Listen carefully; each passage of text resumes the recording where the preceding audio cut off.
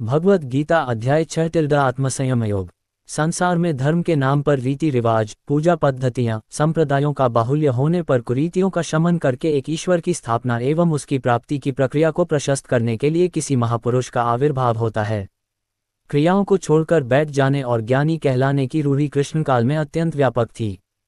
इसलिए इस अध्याय के प्रारंभ में ही योगेश्वर श्री कृष्ण ने इस प्रश्न को चौथी बार स्वयं उठाया कि ज्ञानयोग तथा निष्काम कर्मयोग दोनों के अनुसार कर्म करना ही होगा। अध्याय 2 में उन्होंने कहा, अर्जुन, क्षत्रिय के लिए युद्ध से बढ़कर कल्याणकारी कोई रास्ता नहीं है। इस युद्ध में हारोगे तो भी देवत्व है और जीतने पर महामहिम स्थिति है ही, ऐसा समझकर युद्ध कर। अर्जुन, ये बुद्धि तेरे लिए ज्ञानयोग के विषय में कही गई। कौन सी बुद्धि? यही कि युद्ध कर। ज्ञानयोग में ऐसा नहीं है कि हाथ पर हाथ रखकर बैठे रहें। ज्ञानयोग में केवल अपने हानि लाभ का स्वयं निश्चय करके अपनी शक्ति समझकर कर्म में प्रवृत्त होना है, जबकि प्रेरक महापुरुष ही हैं। ज्ञानयोग में युद्ध करना अनिवार्य है। अध्याय 3 में अर्जुन ने प्रश्न किया, भगवान, निष्काम कर्मयोग की अपेक्षा ज्ञान आपको श्रेष्ठ मान्य है, तो मुझे घोर कर्मों में क्यों लगाते हैं? अर्जुन को निष्काम कर्मयोग कठिन प्रतीत हुआ। इस पर योगेश्वर श्री कृष्ण ने कहा कि दोनों निष्ठाएं मेरे द्वारा कही गई हैं, किंतु किसी भी पथ के अनुसार कर्म को त्याग कर चलने का विधान नहीं है। न तो ऐसा ही है कि कर्म को न आरंभ करने से कोई परम नैष्कर्म्य की सिद्धि पाले और न आरंभ की हुई क्रिया को त्याग देने से कोई उस परम सिद्धि को पाता है। दोनों मार्गों में नियत कर्म यज्ञ की प्रक्रिया को करना ही होगा। अब अर्जुन ने भली प्रकार समझ लिया कि ज्ञान मार्ग अच्छा लगे अथवा निष्काम कर्मयोग, दोनों दृष्टियों में कर्म करना ही है। फिर भी 5वें अध्याय में उसने प्रश्न किया कि फल की दृष्टि से कौन श्रेष्ठ है, कौन सुविधाजनक है? श्री कृष्ण ने कहा, अर्जुन, दोनों ही परमश्रेय को देने वाले हैं, एक ही स्थान पर दोनों पहुंचाते हैं। फिर भी सांख्य की अपेक्षा निष्काम कर्मयोग श्रेष्ठ है, क्योंकि निष्काम कर्म का आचरण किए बिना कोई सन्यासी नहीं हो सकता। दोनों में कर्म एक ही है, अतः स्पष्ट है कि वह निर्धारित कर्म किए बिना कोई सन्यासी नहीं हो सकता और न कोई योगी ही हो सकता है। केवल इस पर चलने वाले पथिकों की 2 दृष्टियां हैं, जो पीछे बताई गई हैं। श्री भगवान उवाच, अनाश्रितः कर्मफलम कार्यम कर्म करोति यः स सन्यासी च योगी च न निर्निर्न चाक्रियः। 1 भावार्थ, श्री भगवान ने कहा, जो पुरुष अपने कर्मफल के प्रति अनासक्त है और जो अपने कर्तव्य का पालन करता है, वही सन्यासी और असली योगी है। वह नहीं जो न तो अग्नि जलाता है और न कर्म करता है। तात्पर्य, इस अध्याय में भगवान बताते हैं कि अष्टांग योग पद्धति मन तथा इंद्रियों को वश में करने का साधन है, किंतु इस कलियुग में सामान्य जनता के लिए इसे संपन्न कर पाना अत्यंत कठिन है। यद्यपि इस अध्याय में अष्टांग योग पद्धति की संस्तुति की गई है, किंतु भगवान बल देते हैं कि कर्मयोग या कृष्ण भावनामृत में कर्म करना इससे श्रेष्ठ है। इस संसार में प्रत्येक मनुष्य अपने परिवार के पालनार्थ तथा अपनी सामग्री के रक्षार्थ कर्म करता है, किंतु कोई भी मनुष्य बिना किसी स्वार्थ, किसी व्यक्तिगत तृप्ति के, चाहे वह तृप्ति आत्मकेंद्रित हो या व्यापक, कर्म नहीं करता। पूर्णता की कसौटी है कृष्ण भावनामृत में कर्म करना, कर्म के फलों का भोग करने के उद्देश्य से नहीं। कृष्ण भावनामृत में कर्म करना प्रत्येक व्यक्ति का कर्तव्य है, क्योंकि सभी लोग परमेश्वर के अंश हैं। शरीर के अंग पूरे शरीर के लिए कार्य करते हैं। शरीर के अंग अपनी तुष्टि के लिए नहीं, अपितु पूरे शरीर की तुष्टि के लिए कार्य करते हैं। इसी प्रकार जो जीव अपनी तुष्टि के लिए नहीं, अपितु परब्रह्म की तुष्टि के लिए कार्य करता है, वही पूर्ण सन्यासी या पूर्ण योगी है। कभी कभी सन्यासी सोचते हैं कि उन्हें सारे कार्यों से मुक्ति मिल गई, अतः वे अग्निहोत्र यज्ञ करना बंद कर देते हैं, लेकिन वस्तुतः वे स्वार्थी हैं, क्योंकि उनका लक्ष्य निराकार ब्रह्म से तादात्म्य स्थापित करना होता है। ऐसी इच्छा भौतिक इच्छा से तो श्रेष्ठ है, किंतु ये स्वार्थ से रहित नहीं होती। इसी प्रकार जो योगी समस्त कर्म बंद करके अर्धनिमीलित नेत्रों से योगाभ्यास करता है, वह भी आत्मतुष्टि की इच्छा से पूरित होता है। किंतु कृष्ण भावना भावित व्यक्ति बिना किसी स्वार्थ के पूर्ण ब्रह्म की तुष्टि के लिए कर्म करता है। कृष्ण भावना भावित व्यक्ति को कभी भी आत्मतुष्टि की इच्छा नहीं रहती। उसका एकमात्र लक्ष्य कृष्ण को प्रसन्न करना रहता है, अतः वह पूर्ण सन्यासी या पूर्ण योगी होता है। त्याग के सर्वोच्च प्रतीक भगवान चैतन्य प्रार्थना करते हैं, न धन न जन न सुंदरी कविता व जगदीश काम्ये मम जन्मनि जन्मनीश्वरे भक्तात् भक्तिर्हितु की त्वयि। हे सर्वशक्तिमान प्रभु, मुझे न तो धन संग्रह की कामना है, न मैं सुंदर स्त्रियों के साथ रमण करने का अभिलाषी हूँ, न ही मुझे अनुयायियों की कामना है। मैं तो जन्म जन्मांतर आपकी प्रेमा भक्ति की हेतु की कृपा का ही अभिलाषी हूँ। यम संन्यासमिति प्राहुर्योग तम विद्धि पांडव, न ह्यसन्यस्त संकल्पो योगी भवति कश्चिन। 2 भावार्थ, हे पांडुपुत्र, जिसे संन्यास कहते हैं, उसे ही तुम योग अर्थात परब्रह्म से युक्त होना जानो, क्योंकि इंद्रिय तृप्ति के लिए इच्छा को त्यागे बिना कोई कभी योगी नहीं हो सकता। तात्पर्य: वास्तविक संन्यास योग या भक्ति का अर्थ है कि जीवात्मा अपनी स्वाभाविक स्थिति को जाने और तदनुसार कर्म करे। जीवात्मा का अपना स्वतंत्र अस्तित्व नहीं होता, वह परमेश्वर की तटस्था शक्ति है। जब वह माया के वशीभूत होता है तो वह बद्ध हो जाता है, किंतु जब वह कृष्ण भावनाभावित रहता है अर्थात आध्यात्मिक शक्ति में सजग रहता है तो वह अपनी सहज स्थिति में होता है। इस प्रकार जब मनुष्य पूर्ण ज्ञान में होता है तो वह समस्त इंद्रिय तृप्ति को त्याग देता है, अर्थात समस्त इंद्रिय तृप्ति के कार्यकलापों का परित्याग कर देता है। इसका अभ्यास योगी करते हैं जो इंद्रियों को भौतिक आसक्ति से रोकते हैं। किंतु कृष्ण भावनाभावित व्यक्ति को तो ऐसी किसी भी वस्तु में अपनी इंद्रिय लगाने का अवसर ही नहीं मिलता जो कृष्ण के निमित्त न हो। फलतः कृष्ण भावनाभावित व्यक्ति सन्यासी तथा योगी साथ साथ होता है। ज्ञान तथा इंद्रिय निग्रह योग के ये दोनों प्रयोजन कृष्ण भावनामृत द्वारा स्वतः पूरे हो जाते हैं। यदि मनुष्य स्वार्थ का त्याग नहीं कर पाता तो ज्ञान तथा योग व्यर्थ रहते हैं। जीवात्मा का मुख्य ध्येय तो समस्त प्रकार की आत्मतृप्ति को त्याग कर परमेश्वर की तुष्टि करने के लिए तैयार रहना है। कृष्ण भावनाभावित व्यक्ति में किसी प्रकार की आत्मतृप्ति की इच्छा नहीं रहती, वह सदैव परमेश्वर की प्रसन्नता में लगा रहता है। अतः जिसे परमेश्वर के विषय में कुछ भी पता नहीं होता वही स्वार्थ पूर्ति में लगा रहता है, क्योंकि कोई कभी निष्क्रिय नहीं रह सकता। कृष्ण भावनामृत का अभ्यास करने से सारे कार्य सुचारू रूप से संपन्न हो जाते हैं। आरुरुक्षो मुनिर्योग कर्म कारण मुच्यते, योगारुस्य तस्यैव शमः कारण मुच्यते। 3 भावार्थ: अष्टांग योग के नवसाधक के लिए कर्म साधन कहलाता है और योग सिद्ध पुरुष के लिए समस्त भौतिक कार्यकलापों का परित्याग ही साधन कहा जाता है। तात्पर्य: परमेश्वर से युक्त होने की विधि योग कहलाती है। इसकी तुलना उस सीढ़ी से की जा सकती है जिससे सर्वोच्च आध्यात्मिक सिद्धि प्राप्त की जाती है। ये सीढ़ी जीव की अधम अवस्था से प्रारंभ होकर आध्यात्मिक जीवन के पूर्ण आत्म साक्षात्कार तक जाती है। विभिन्न चढ़ावों के अनुसार इस सीढ़ी के विभिन्न भाग भिन्न भिन्न नामों से जाने जाते हैं, किंतु कुल मिलाकर यह पूरी सीढ़ी योग कहलाती है और इसे 3 भागों में विभाजित किया जा सकता है: ज्ञान योग, ध्यान योग तथा भक्ति योग। सीढ़ी के प्रारंभिक भाग को योगारूढ़ अवस्था और अंतिम भाग को योगारूढ़ कहा जाता है। जहाँ तक अष्टांग योग का संबंध है, विभिन्न नियमों तथा आसनों, जो प्रायः शारीरिक मुद्राएं ही हैं, के द्वारा ध्यान में प्रविष्ट होने के लिए आरंभिक प्रयासों को सकौम कर्म माना जाता है। ऐसे कर्मों से पूर्ण मानसिक संतुलन प्राप्त होता है, जिससे इंद्रियां वश में होती हैं। जब मनुष्य पूर्ण ध्यान में सिद्धहस्त हो जाता है तो विचलित करने वाले समस्त मानसिक कार्य बंद हुए माने जाते हैं। किंतु कृष्ण भावनाभावित व्यक्ति प्रारंभ से ही ध्यानावस्थित रहता है, क्योंकि वह निरंतर कृष्ण का चिंतन करता है। इस प्रकार कृष्ण की सेवा में सतत व्यस्त रहने के कारण उसके सारे भौतिक कार्यकलाप बंद हुए माने जाते हैं। यदा हिनेन्द्रियार्थेषु न कर्मस्वानुषिजते सर्वसंकल्पसन्यासी योगारुस्तदोच्यते। 4 भावार्थ: जब कोई पुरुष समस्त भौतिक इच्छाओं का त्याग करके न तो इंद्रिय तृप्ति के लिए कार्य करता है और न सकाम कर्मों में प्रवृत्त होता है तो वह योगारूढ़ कहलाता है। तात्पर्य: जब मनुष्य भगवान की दिव्य प्रेमाभक्ति में पूरी तरह लगा रहता है तो वह अपने आप में प्रसन्न रहता है और इस तरह वह इंद्रिय तृप्ति या सकाम कर्म में प्रवृत्त नहीं होता। अन्यथा इंद्रिय तृप्ति में लगना ही पड़ता है, क्योंकि कर्म किए बिना कोई रह नहीं सकता।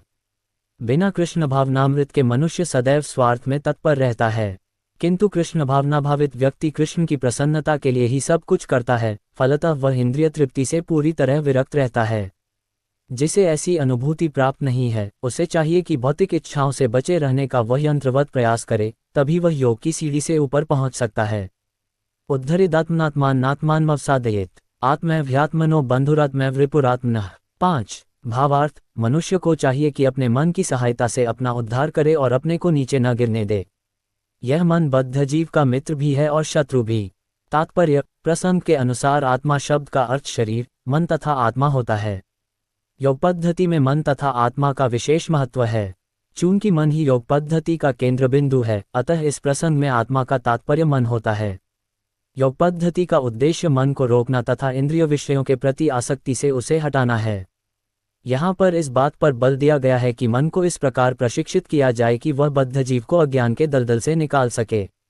इस जगत में मनुष्य मन तथा इंद्रियों के द्वारा प्रभावित होता है। वास्तव में शुद्ध आत्मा इस संसार में इसीलिए फंसा हुआ है क्योंकि मन मिथ्या अहंकार में लगकर प्रकृति के ऊपर प्रभुत्व जताना चाहता है। अतः मन को इस प्रकार प्रशिक्षित करना चाहिए कि वह प्रकृति की तड़क भड़क से आकृष्ट न हो और इस तरह बद्धजीव की रक्षा की जा सके। मनुष्य को इंद्रिय विषयों में आकृष्ट होकर अपने को पतित नहीं करना चाहिए। जो जितना ही इंद्रिय विषयों के प्रति आकृष्ट होता है वह उतना ही इस संसार में फंसता जाता है। अपने को विरत करने का सर्वोत्कृष्ट साधन यही है कि मन को सदैव कृष्ण भावनामृत में निरत रखा जाए। हे शब्द इस बात पर बल देने के लिए प्रयुक्त हुआ है, अर्थात इसे अवश्य करना चाहिए। अमृत बिंदु उपनिषद में 2 कहा भी गया है, मन एव मनुष्याणा कारण बंध मोक्षयोः बंधाय विषयासंगो मुक्त्य निर्विषयम मनः। मन ही मनुष्य के बंधन का और मोक्ष का भी कारण है। इंद्रिय विषयों में लीन मन बंधन का कारण है और विषयों से विरक्त मन मोक्ष का कारण है। अतः जो मन निरंतर कृष्ण भावनामृत में लगा रहता है वही परम मुक्ति का कारण है।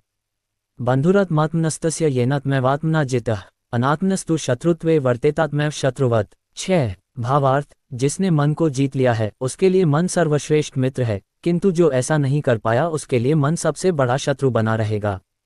तात्पर्य, अष्टांग योग के अभ्यास का प्रयोजन मन को वश में करना है, जिससे मानवीय लक्ष्य प्राप्त करने में वह मित्र बना रहे। मन को वश में किए बिना योगाभ्यास करना मात्र समय को नष्ट करना है। जो अपने मन को वश में नहीं कर सकता वह सतत अपने परम शत्रु के साथ निवास करता है और इस तरह उसका जीवन तथा लक्ष्य दोनों ही नष्ट हो जाते हैं। जीव की स्वाभाविक स्थिति यह है कि वह अपने स्वामी की आज्ञा का पालन करे। अतः जब तक मन अविजित शत्रु बना रहता है तब तक मनुष्य को काम, क्रोध, लोभ, मोह आदि की आज्ञाओं का पालन करना होता है। किंतु जब मन पर विजय प्राप्त हो जाती है तो मनुष्य इच्छानुसार उस भगवान की आज्ञा का पालन करता है जो सबों के हृदय में परमात्मा स्वरूप स्थित है। वास्तविक योगाभ्यास हृदय के भीतर परमात्मा से भेंट करना तथा उनकी आज्ञा का पालन करना है। जो व्यक्ति साक्षात कृष्ण भावनामृत स्वीकार करता है वह भगवान की आज्ञा के प्रति स्वतः समर्पित हो जाता है। जितात्मनः प्रशांतस्य परमात्मा समाहितः शीतोष्ण सुख दुखेषु तथा मानापमानयोः। 7 भावार्थ, जिसने मन को जीत लिया है उसने पहले ही परमात्मा को प्राप्त कर लिया है, क्योंकि उसने शांति प्राप्त कर ली है। ऐसे पुरुष के लिए सुख दुख, सर्दी गर्मी एवं मान अपमान एक से हैं। तात्पर्य, वस्तुतः प्रत्येक जीव उस भगवान की आज्ञा का पालन करने के निमित्त आया है जो जन जन के हृदयों में परमात्मा रूप में स्थित है। जब मन बहिरंगा माया द्वारा विपथ कर दिया जाता है तब मनुष्य भौतिक कार्यकलापों में उलझ जाता है। अतः ज्यों ही मन किसी योग पद्धति द्वारा वश में आ जाता है त्यों ही मनुष्य को लक्ष्य पर पहुंचा हुआ मान लिया जाना चाहिए। मनुष्य को भगवद आज्ञा का पालन करना चाहिए। जब मनुष्य का मन परा प्रकृति में स्थिर हो जाता है तो जीवात्मा के समक्ष भगवद आज्ञा पालन करने के अतिरिक्त कोई विकल्प नहीं रह जाता। मन को किसी न किसी उच्च आदेश को मानकर उसका पालन करना होता है। मन को वश में करने से स्वतः ही परमात्मा के आदेश का पालन होता है।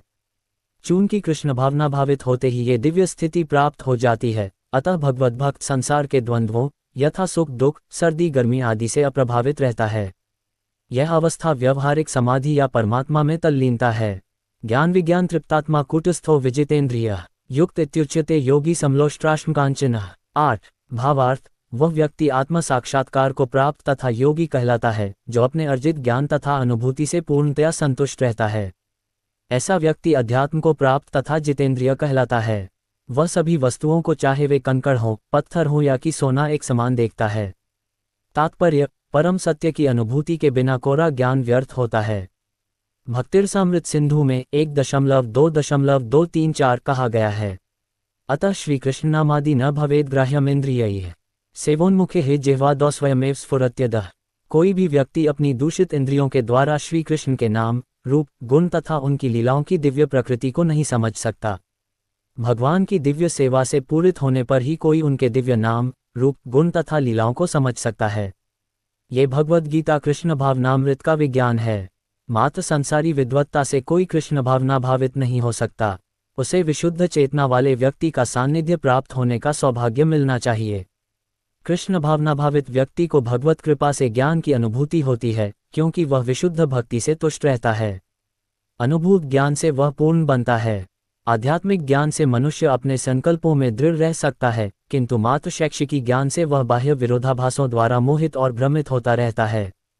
केवल अनुभवी आत्मा ही आत्मसंयमी होता है, क्योंकि वह कृष्ण की शरण में जा चुका होता है। वह दिव्य होता है क्योंकि उसे संसारी विद्वत्ता से कुछ लेना देना नहीं रहता। उसके लिए संसारी विद्वत्ता तथा मनोधर्म, जो अन्यों के लिए स्वर्ण के समान उत्तम होते हैं, कंकड़ों या पत्थरों से अधिक नहीं होते।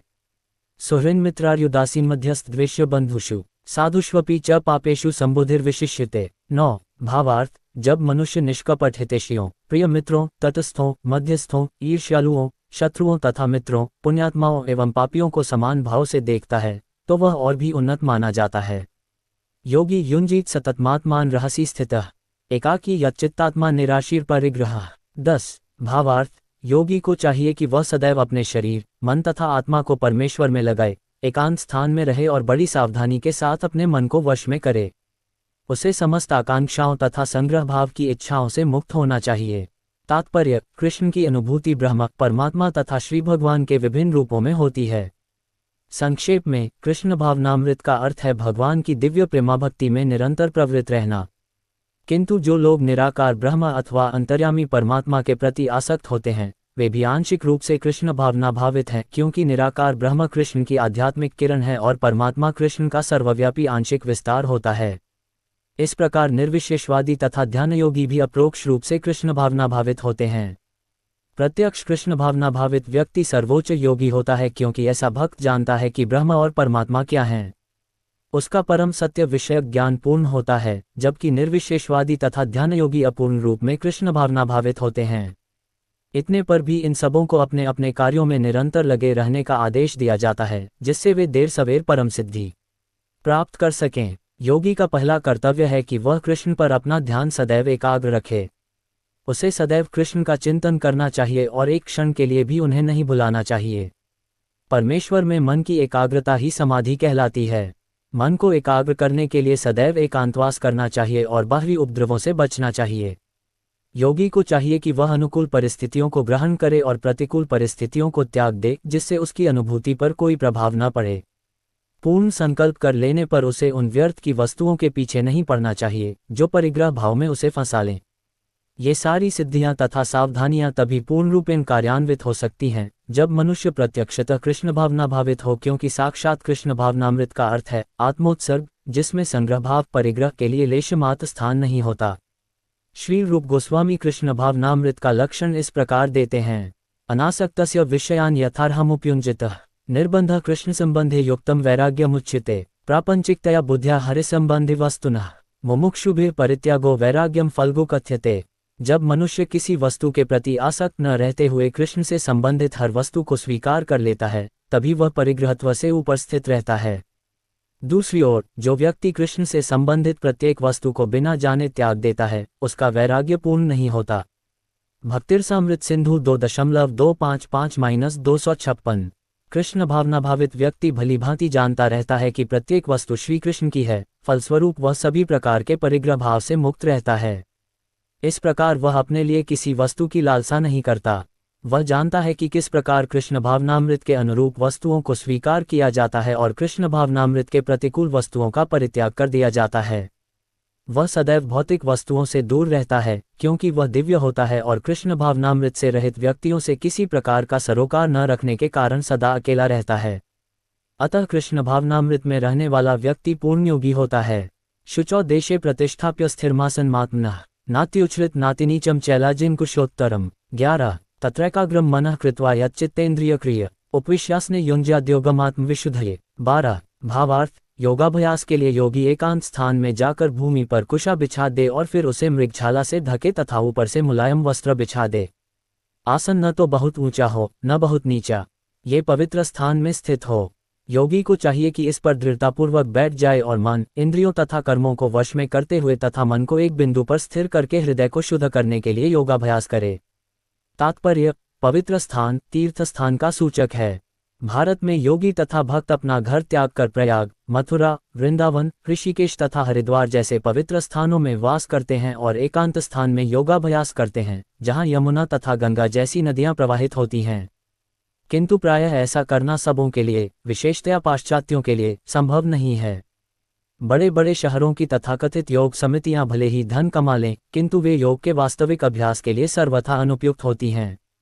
जिसका मन विचलित है और जो आत्मसंयमी नहीं है, वह ध्यान का अभ्यास नहीं कर सकता। अतः बृहन्नारदीय पुराण में कहा गया है कि कलियुग वर्तमान युग में जबकि लोग अल्पजीवी आत्म साक्षात्कार में मन तथा चिंताओं से व्यग्र रहते हैं। भगवत प्राप्ति का सर्वश्रेष्ठ माध्यम भगवान के पवित्र नाम का कीर्तन है। हरनाम हरनाम हरनामैव केवलम, कलौ नास्तेव नास्तेव नास्तेव गतिरन्यथा। कलह और दम्भ के इस युग में मोक्ष का एकमात्र साधन भगवान के पवित्र नाम का कीर्तन करना है। कोई दूसरा मार्ग नहीं है, कोई दूसरा मार्ग नहीं है, कोई दूसरा मार्ग नहीं है। समः कायशिरोग्रीव धारयन्नचलं स्थिरः, संप्रेक्ष्य नासिकाग्रम स्वं दिशश्चान्वलोकयन्। 13 प्रशांतात्मा विगतभीर्ब्रह्मचारिव्रते स्थितः, मनः संयम्य मच्चित्तो युक्त आसीत् मत्परः। 14 भावार्थ, योगाभ्यास करने वाले को चाहिए कि वह अपने शरीर, गर्दन तथा सिर को सीधा रखे और नाक के अगले सिरे पर दृष्टि लगाए। इस प्रकार वह विचलित तथा दमित मन से, भयरहित, विषयी जीवन से पूर्णतया मुक्त होकर अपने हृदय में मेरा चिंतन करे और मुझे ही अपना चरमलक्ष्य बनाए। तात्पर्य, जीवन का उद्देश्य कृष्ण को जानना है, जो प्रत्येक जीव के हृदय में चतुर्भुज परमात्मा रूप में स्थित हैं। योगाभ्यास का प्रयोजन विष्णु के इसी अंतर्यामी रूप की खोज करने तथा देखने के अतिरिक्त और कुछ नहीं है। अंतर्यामी विष्णुमूर्ति प्रत्येक व्यक्ति के हृदय में निवास करने वाले कृष्ण का स्वांश रूप है, जो इस विष्णुमूर्ति की अनुभूति करने के अतिरिक्त किसी अन्य कपयोग में लगा रहता है, वह निस्संदेह अपने समय का अपव्यय करता है। कृष्ण ही जीवन के परम लक्ष्य हैं और प्रत्येक हृदय में स्थित विष्णुमूर्ति ही योगाभ्यास का लक्ष्य है। हृदय के भीतर इस विष्णुमूर्ति की अनुभूति प्राप्त करने के लिए ब्रह्मचर्य व्रत अनिवार्य है। अतः मनुष्य को चाहिए कि घर छोड़ दे और किसी एकांत स्थान में बताई गई विधि से आसीन होकर रहे। नित्य प्रति घर में या अन्यत्र मैथुन भोग करते हुए और तथाकथित योग की कक्षा में जाने मात्र से कोई योगी नहीं हो जाता। उसे मन को संयमित करने का अभ्यास करना होता है और सभी प्रकार की इंद्रिय तृप्ति से, जिसमें मैथुन जीवन मुख्य है, बचना होता है। महान ऋषि याज्ञवल्क्य ने ब्रह्मचर्य के नियमों में बताया है, कर्मणा मनसा वाचा सर्वावस्थासु सर्वदा, सर्वत्र मैथुन त्यागो ब्रह्मचर्यम प्रचक्षते। सभी कालों में, सभी अवस्थाओं में तथा सभी स्थानों में मनसा वाचा कर्मणा मैथुन भोग से पूर्णतया दूर रहने में सहायता करना ही ब्रह्मचर्य व्रत का लक्ष्य है। मैथुन में प्रवृत्त रहकर योगाभ्यास नहीं किया जा सकता। इसीलिए बचपन से जब मैथुन का कोई ज्ञान भी नहीं होता, ब्रह्मचर्य की शिक्षा दी जाती है। 5 वर्ष की आयु में बच्चों को गुरुकुल भेजा जाता है, जहां गुरु उन्हें ब्रह्मचारी बनने के दृढ़ नियमों की शिक्षा देता है। ऐसे अभ्यास के बिना किसी भी योग में उन्नति नहीं की जा सकती, चाहे वह ध्यान हो या कि ज्ञान या भक्ति। किंतु जो व्यक्ति विवाहित जीवन के विधि विधानों का पालन करता है और अपनी ही पत्नी से मैथुन संबंध रखता है, वह भी ब्रह्मचारी कहलाता है। ऐसे संयमशील गृहस्थ ब्रह्मचारी को भक्ति संप्रदाय में स्वीकार किया जा सकता है, किंतु ज्ञान तथा ध्यान संप्रदाय वाले ऐसे गृहस्थ ब्रह्मचारी को भी प्रवेश नहीं देते। उनके लिए पूर्ण ब्रह्मचर्य अनिवार्य है। भक्ति संप्रदाय में गृहस्थ ब्रह्मचारी को संयमित मैथुन की अनुमति रहती है, क्योंकि भक्ति संप्रदाय इतना शक्तिशाली है कि भगवान की सेवा में लगे रहने से वह स्वतः ही मैथुन का आकर्षण त्याग देता है।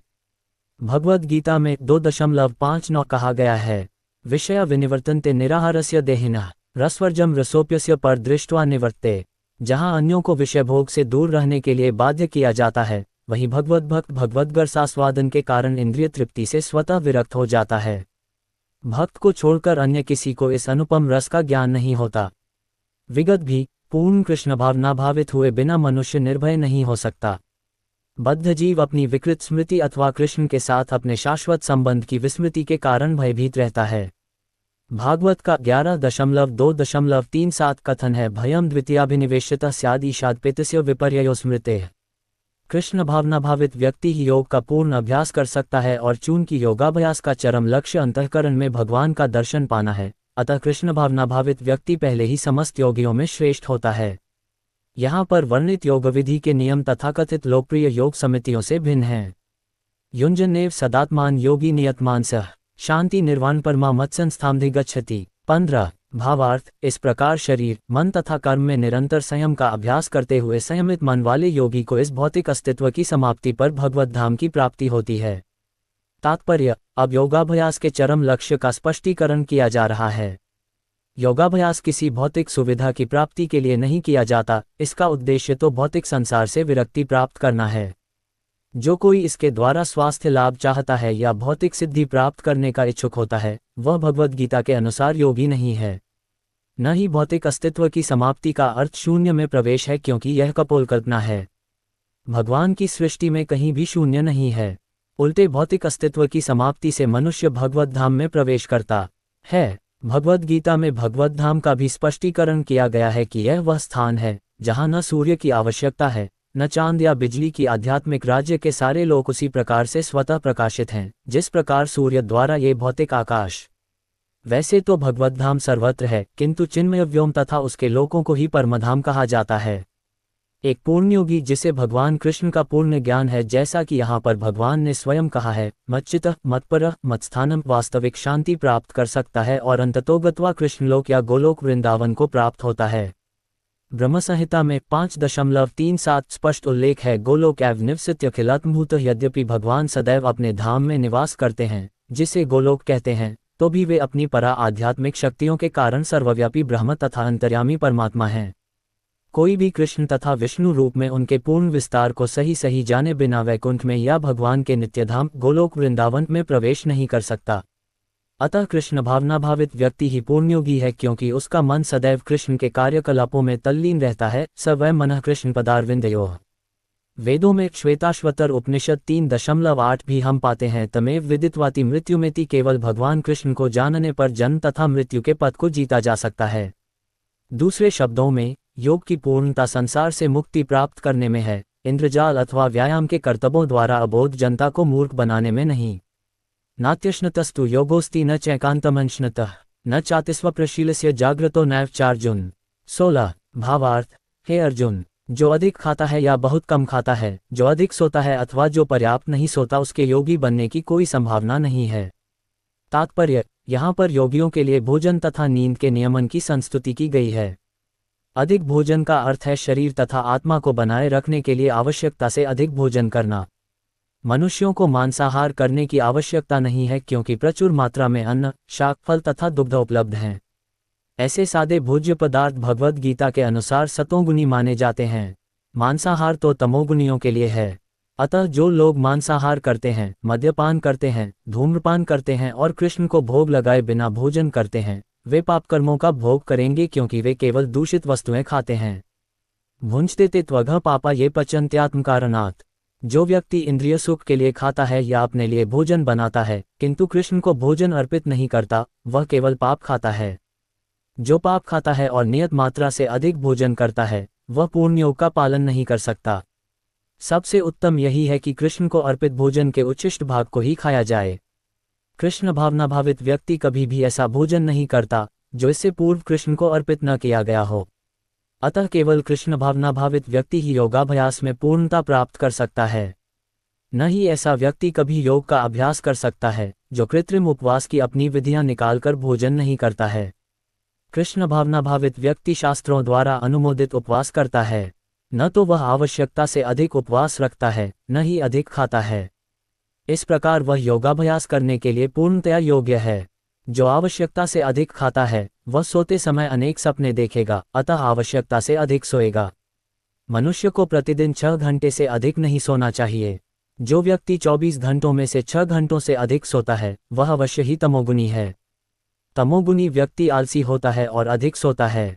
ऐसा व्यक्ति योग नहीं साध सकता। युक्ताहार विहारस्य युक्तचेष्टस्य कर्मसु युक्तस्वप्नावबोधस्य योगो भवति दुःखः। 17 भावार्थ। जो खाने, सोने, आमोद प्रमोद तथा काम करने की आदतों में नियमित रहता है, वह योगाभ्यास द्वारा समस्त भौतिक क्लेशों को नष्ट कर सकता है। तात्पर्य, खाने, सोने, रक्षा करने तथा मैथुन करने में जो शरीर की आवश्यकताएं हैं, अति करने से योगाभ्यास की प्रगति रुक जाती है।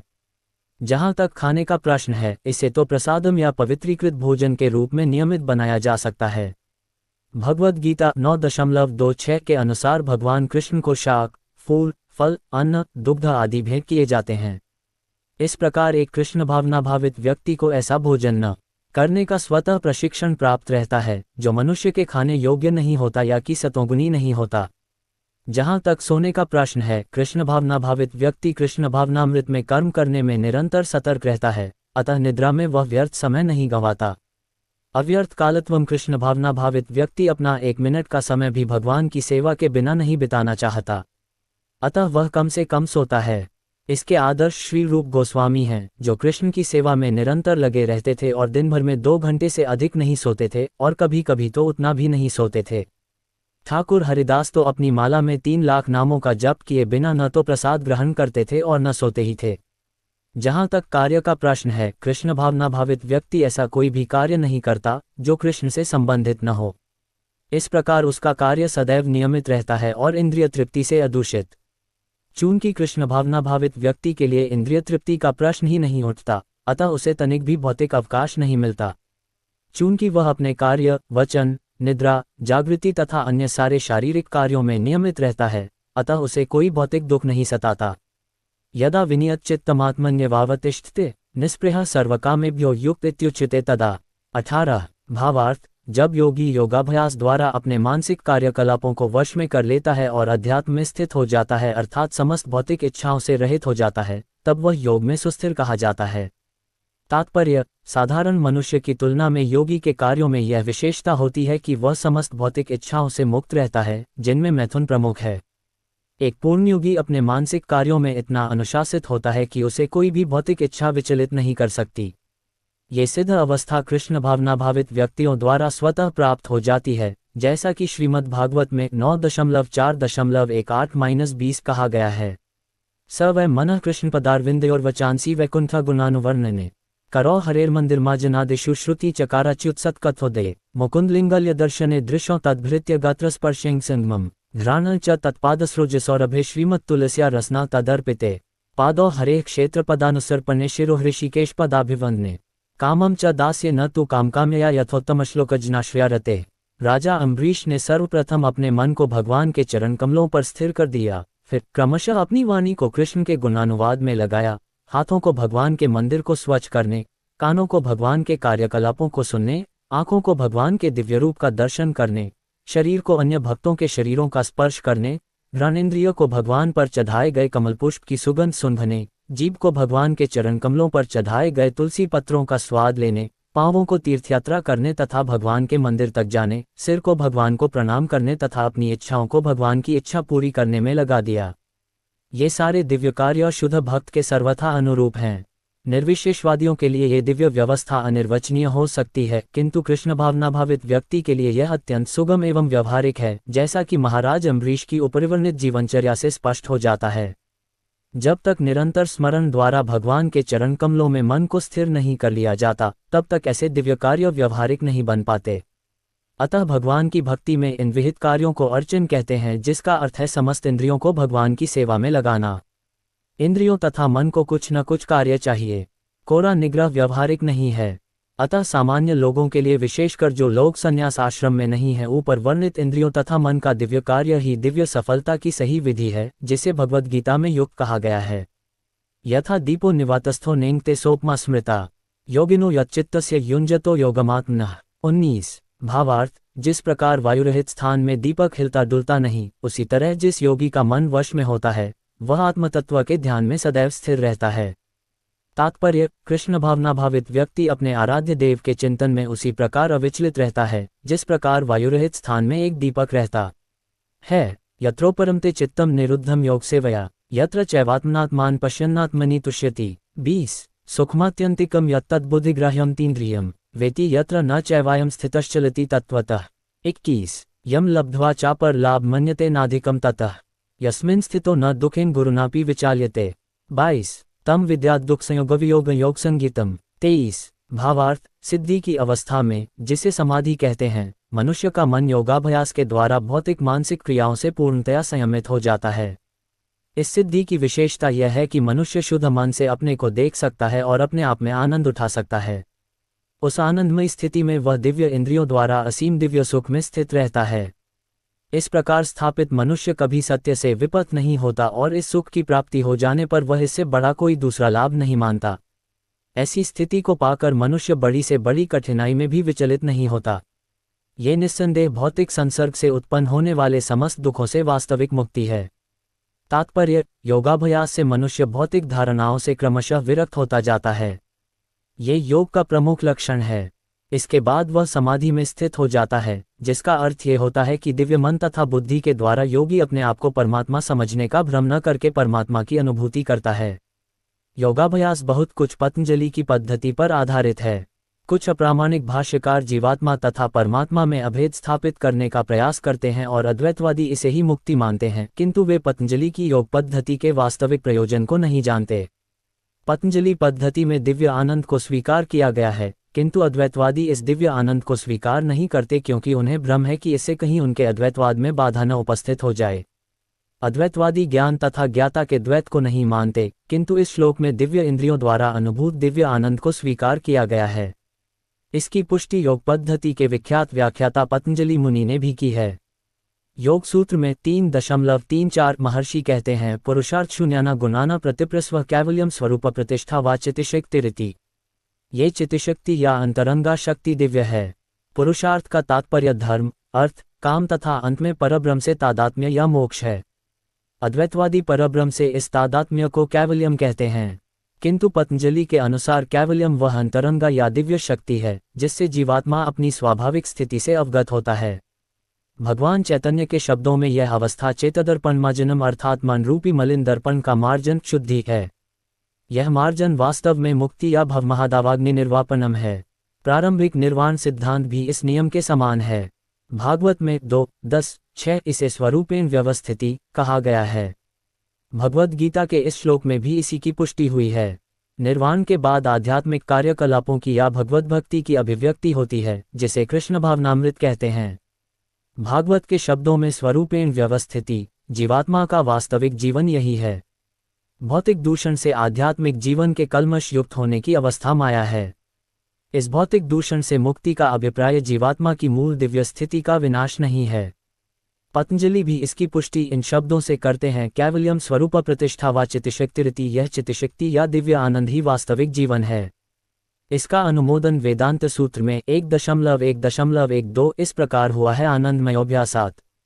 ये चितिशक्ति ही योग का परम लक्ष्य है और भक्ति योग द्वारा इसे सरलता से प्राप्त किया जाता है। भक्ति योग का विस्तृत विवरण 7वें अध्याय में किया जाएगा। इस अध्याय में वर्णित योग पद्धति के अनुसार समाधियां 2 प्रकार की होती हैं, संप्रज्ञात तथा असंप्रज्ञात समाधियां। जब मनुष्य विभिन्न दार्शनिक शोधों के द्वारा दिव्य स्थिति को प्राप्त होता है तो ये कहा जाता है कि उसे संप्रज्ञात समाधि प्राप्त हुई है। असंप्रज्ञात समाधि में संसारी आनंद से कोई संबंध नहीं रहता, क्योंकि इसमें मनुष्य इंद्रियों से प्राप्त होने वाले सभी प्रकार के सुखों से परे हो जाता है। एक बार इस दिव्य स्थिति को प्राप्त कर लेने पर योगी कभी उससे डिटा नहीं। जब तक योगी इस स्थिति को प्राप्त नहीं कर लेता तब तक वह असफल रहता है। आजकल के तथाकथित योगाभ्यास में विभिन्न इंद्रिय सुख सम्मिलित हैं, जो योग के सर्वथा विपरीत है। योगी होकर यदि कोई मैथुन तथा मादक द्रव्य सेवन में अनुरक्त होता है तो यह उपहासजनक है। यहाँ तक कि जो योगी योग की सिद्धियों के प्रति आकृष्ट रहते हैं वे भी योग में आरूढ़ नहीं कहे जा सकते। यदि योगीजन योग की आनुषंगिक वस्तुओं के प्रति आकृष्ट हैं तो उन्हें सिद्ध अवस्था को प्राप्त हुआ नहीं कहा जा सकता, जैसा कि इस श्लोक में कहा गया है।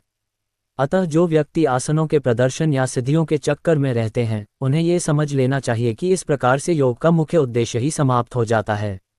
इस युग में योग की सर्वोत्तम पद्धति कृष्ण भावनामृत है, जो निराशा उत्पन्न करने वाली नहीं है। एक कृष्ण भावना भावित व्यक्ति अपने धर्म में इतना सुखी रहता है कि उसे किसी अन्य सुख की आकांक्षा नहीं रह जाती।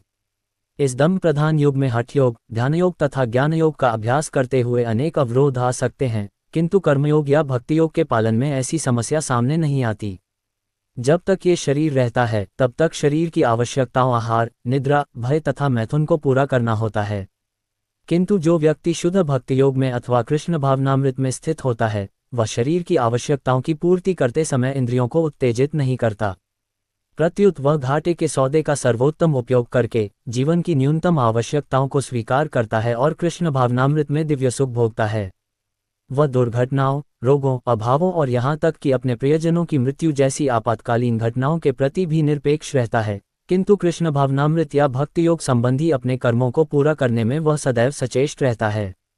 दुर्घटनाएं उसे कर्तव्य पथ से विचलित नहीं कर पाती। जैसा कि भगवद गीता में 2.14 कहा गया है, आगमापाइनो नित्यास्तान स्थितिक्षस भारत। वह इन प्रासंगिक घटनाओं को सहता है क्योंकि वह ये भली भांति जानता है कि ये घटनाएं ऐसे ही आती जाती रहती हैं और इनसे उसके कर्तव्य पर कोई प्रभाव नहीं पड़ता। इस प्रकार वह योगाभ्यास में परम सिद्धि प्राप्त करता है। सनिश्चयेन योक्तव्यो योगो निर्वयण चेतसा संकल्प प्रभवान कामांस त्यक्त्वा सर्वान् शेषतः मनसवेन्द्रिय ग्राम विनियम्य समन्ततः। 24 भावार्थ, मनुष्य को चाहिए कि संकल्प तथा श्रद्धा के साथ योगाभ्यास में लगे और पथ से विचलित न हो। उसे चाहिए कि मनोधर्म से उत्पन्न समस्त इच्छाओं को निरपवाद रूप से त्याग दे और इस प्रकार मन के द्वारा सभी ओर से इंद्रियों को वश में करे। तात्पर्य, योगाभ्यास करने वाले को दृढ़ संकल्प होना चाहिए और उसे चाहिए कि बिना विचलित हुए धैर्यपूर्वक अभ्यास करे। अंत में उसकी सफलता निश्चित है। उसे यह सोचकर बड़े ही धैर्य से इस मार्ग का अनुसरण करना चाहिए और यदि सफलता मिलने में विलंब हो रहा हो तो निरुत्साहित नहीं होना चाहिए। ऐसे दृढ़ अभ्यासी की सफलता सुनिश्चित है।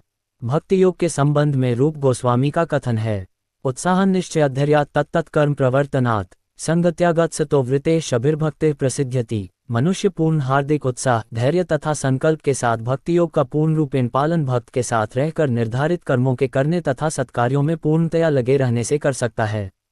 उपदेशामृत 3। जहाँ तक संकल्प की बात है, मनुष्य को चाहिए कि उस गौरैया का आदर्श ग्रहण करे जिसके सारे अंडे समुद्र की लहरों में मग्न हो गए थे। कहते हैं कि एक गौरैया ने समुद्र तट पर अंडे दिए, किंतु विशाल समुद्र उन्हें अपनी लहरों में समेट ले गया। इस पर गौरैया अत्यंत क्षुब्ध हुई और उसने समुद्र से अंडे लौटा देने के लिए कहा, किंतु समुद्र ने उसकी प्रार्थना पर कोई ध्यान नहीं दिया। अतः उसने समुद्र को सुखा डालने की ठान ली। वह अपनी नन्ही सी चोंच से समुद्र का पानी निकालने लगी। सभी उसके इस असंभव संकल्प का उपहास करने लगे। उसके इस कार्य की सर्वत्र चर्चा चलने लगी तो अंत में भगवान विष्णु के विराट वाहन पक्षीराज गरुड़ ने यह बात सुनी। उन्हें अपनी इस नन्ही पक्षी बहन पर दया आए और वे गौरैया से मिलने आए। गरुड़ उस नन्ही गौरैया के निश्चय से बहुत प्रसन्न हुए और उन्होंने उसकी सहायता करने का वचन दिया। गरुड़ ने तुरंत समुद्र से कहा कि वह उसके अंडे लौटा दें, नहीं तो उसे स्वयं आगे आना पड़ेगा। इससे समुद्र भयभीत हुआ और उसने अंडे लौटा दिए। वह गौरैया गरुड़ की कृपा से सुखी हो गई। इसी प्रकार योग, विशेषतया कृष्ण भावनामृत में भक्ति योग अत्यंत दुष्कर प्रतीत हो सकता है, किंतु जो कोई संकल्प के साथ नियमों का पालन करता है, भगवान निश्चित रूप से उसकी सहायता करते हैं, क्योंकि जो अपनी सहायता आप करते हैं, भगवान उनकी सहायता करते हैं। शनः शनैरुपमे बुद्धया धृतिगृहीतया आत्मसंस्था मनः कृत्वा न किंचिदपि चिंत्येत। 25। भावार्थ, धीरे धीरे क्रमशः पूर्ण विश्वासपूर्वक बुद्धि के द्वारा समाधि में स्थित होना चाहिए और इस प्रकार मन को आत्मा में ही स्थित करना चाहिए तथा अन्य कुछ भी नहीं सोचना चाहिए। तात्पर्य, समुचित विश्वास तथा बुद्धि के द्वारा मनुष्य को धीरे धीरे सारे इंद्रिय कर्म करने बंद कर देने चाहिए। ये प्रत्याहार कहलाता है। मन को विश्वास, ध्यान तथा इंद्रिय निवृत्ति द्वारा वश में करते हुए समाधि में स्थिर करना चाहिए। उस समय देहात्म बुद्धि में अनुरक्त होने की कोई संभावना नहीं रह जाती। दूसरे शब्दों में, जब तक इस शरीर का अस्तित्व है तब तक मनुष्य पदार्थ में लगा रहता है, किंतु उसे इंद्रिय तृप्ति के विषय में नहीं सोचना चाहिए। उसे परमात्मा के आनंद के अतिरिक्त किसी अन्य आनंद का चिंतन नहीं करना चाहिए। कृष्ण भावनामृत का अभ्यास करने से यह अवस्था सहज ही प्राप्त की जा सकती है। यतो यतो निश्चलति मनश्चंचलमस्थिरम ततस्ततो नियम्यदात्मन्येव वशम नयेत। 26। भावार्थ, मन अपनी चंचलता तथा अस्थिरता के कारण जहाँ कहीं भी विचरण करता हो, मनुष्य को चाहिए कि उसे वहाँ से खींचे और अपने वश में लाए। तात्पर्य, मन स्वभाव से चंचल और अस्थिर है, किंतु स्वरूप सिद्ध योगी को मन को वश में लाना होता है, उस पर मन का अधिकार नहीं होना चाहिए। जो मन को तथा इंद्रियों को भी वश में रखता है वह गोस्वामी या स्वामी कहलाता है, और जो मन के वशीभूत होता है वह गोदास अर्थात इंद्रियों का सेवक कहलाता है। गोस्वामी इंद्रिय सुख के मानक से भिज्ञ होता है। दिव्य इंद्रिय सुख वह है जिसमें इंद्रियां ऋषिकेश अर्थात इंद्रियों के स्वामी भगवान कृष्ण की सेवा में लगी रहती हैं। शुद्ध इंद्रियों के द्वारा कृष्ण की सेवा ही कृष्ण चेतना या कृष्ण भावनामृत कहलाती है। इंद्रियों को पूर्ण वश में लाने की यही विधि है। इससे भी बढ़कर बात यह है कि यह योगाभ्यास की परम सिद्धि भी है। प्रशांतमनसम येन योगिन सुखमुतमम उपैति शांतर्जसम ब्रह्मभूतम कलमशम। 27। भावार्थ, जिस योगी का मन मुझ में स्थिर रहता है वह निश्चय ही दिव्य सुख की सर्वोच्च सिद्धि प्राप्त करता है। वह रजोगुण से परे हो जाता है। वह परमात्मा के साथ अपनी गुणात्मक एकता को समझता है और इस प्रकार अपने समस्त विगत कर्मों के फल से निवृत्त हो जाता है। तात्पर्य, ब्रह्मभूत वह अवस्था है जिसमें भौतिक कल्मश से मुक्त होकर भगवान की दिव्य सेवा में स्थित हुआ जाता है। मद्भक्तिन लभते पराम, भगवद गीता 18.54। जब तक मनुष्य का मन भगवान के चरण कमलों में स्थिर नहीं हो जाता तब तक कोई ब्रह्मरूप में नहीं रह सकता। स वै मनः कृष्ण पदारविंदयोः। भगवान की दिव्य प्रेमाभक्ति में निरंतर प्रवृत्त रहना या कृष्ण भावनामृत में रहना वस्तुतः रजोगुण तथा भौतिक कल्मश से मुक्त होना है। युञ्जन्नेव सदात्मान योगी विगत कल्मषः सुखेन ब्रह्मसंस्पर्शमत्यंतम सुखमश्रुते। 28। भावार्थ, इस प्रकार योगाभ्यास में निरंतर लगा रहकर आत्मसंयमी योगी समस्त भौतिक कल्मश से मुक्त हो जाता है और भगवान की दिव्य प्रेमा भक्ति में परम सुख प्राप्त करता है। तात्पर्य, आत्म साक्षात्कार का अर्थ है भगवान के संबंध में अपनी स्वाभाविक स्थिति को जानना। जीव आत्मा भगवान का अंश है और उसकी स्थिति भगवान की दिव्य सेवा करते रहना है। ब्रह्म के साथ ये दिव्य सान्निध्य ही ब्रह्म संस्पर्श कहलाता है। सर्वभूतस्थमात्मान सर्वभूतानि चात्मनि ईक्षते योगयुक्तात्मा सर्वत्र समदर्शनः। 29। भावार्थ, वास्तविक योगी समस्त जीवों में मुझको तथा मुझमें समस्त जीवों को देखता है। निस्संदेह स्वरूप सिद्ध व्यक्ति मुझ परमेश्वर को सर्वत्र देखता है। तात्पर्य, कृष्ण भावना भावित योगी पूर्ण दृष्टा होता है, क्योंकि वह परब्रह्म कृष्ण को हर प्राणी के हृदय में परमात्मा रूप में स्थित देखता है। ईश्वर सर्वभूतानां हृदयेषु तिष्ठति, अपने परमात्मा रूप में भगवान एक कुत्ते तथा एक ब्राह्मण दोनों के हृदय में स्थित होते हैं। पूर्णयोगी जानता है कि भगवान नित्य रूप में दिव्य हैं और कुत्ते या ब्राह्मण में स्थित होने से भी भौतिक रूप से प्रभावित नहीं होते। यही भगवान की परम निरपेक्षता है। यद्यपि जीवात्मा भी एक एक हृदय में विद्यमान है, किंतु वह एक साथ समस्त हृदयों में सर्वव्यापी नहीं है। आत्मा तथा परमात्मा का यही अंतर है। जो वास्तविक रूप से योगाभ्यास करने वाला नहीं है, वह इसे स्पष्ट रूप में नहीं देखता। एक कृष्ण भावना भावित व्यक्ति कृष्ण को आस्तिक तथा नास्तिक दोनों में देख सकता है। स्मृति में इसकी पुष्टि इस प्रकार हुई है, आततत्वाच मातृत्वाच आत्मा है परमो हरि। भगवान सभी प्राणियों का स्रोत होने के कारण माता और पालनकर्ता के समान हैं। जिस प्रकार माता अपने समस्त पुत्रों के प्रति संभाव रखती है, उसी प्रकार परमपिता या माता भी रखता है। फलस्वरूप परमात्मा प्रत्येक जीव में निवास करता है। बाह्य रूप से भी प्रत्येक जीव भगवान की शक्ति भगवद शक्ति में स्थित है।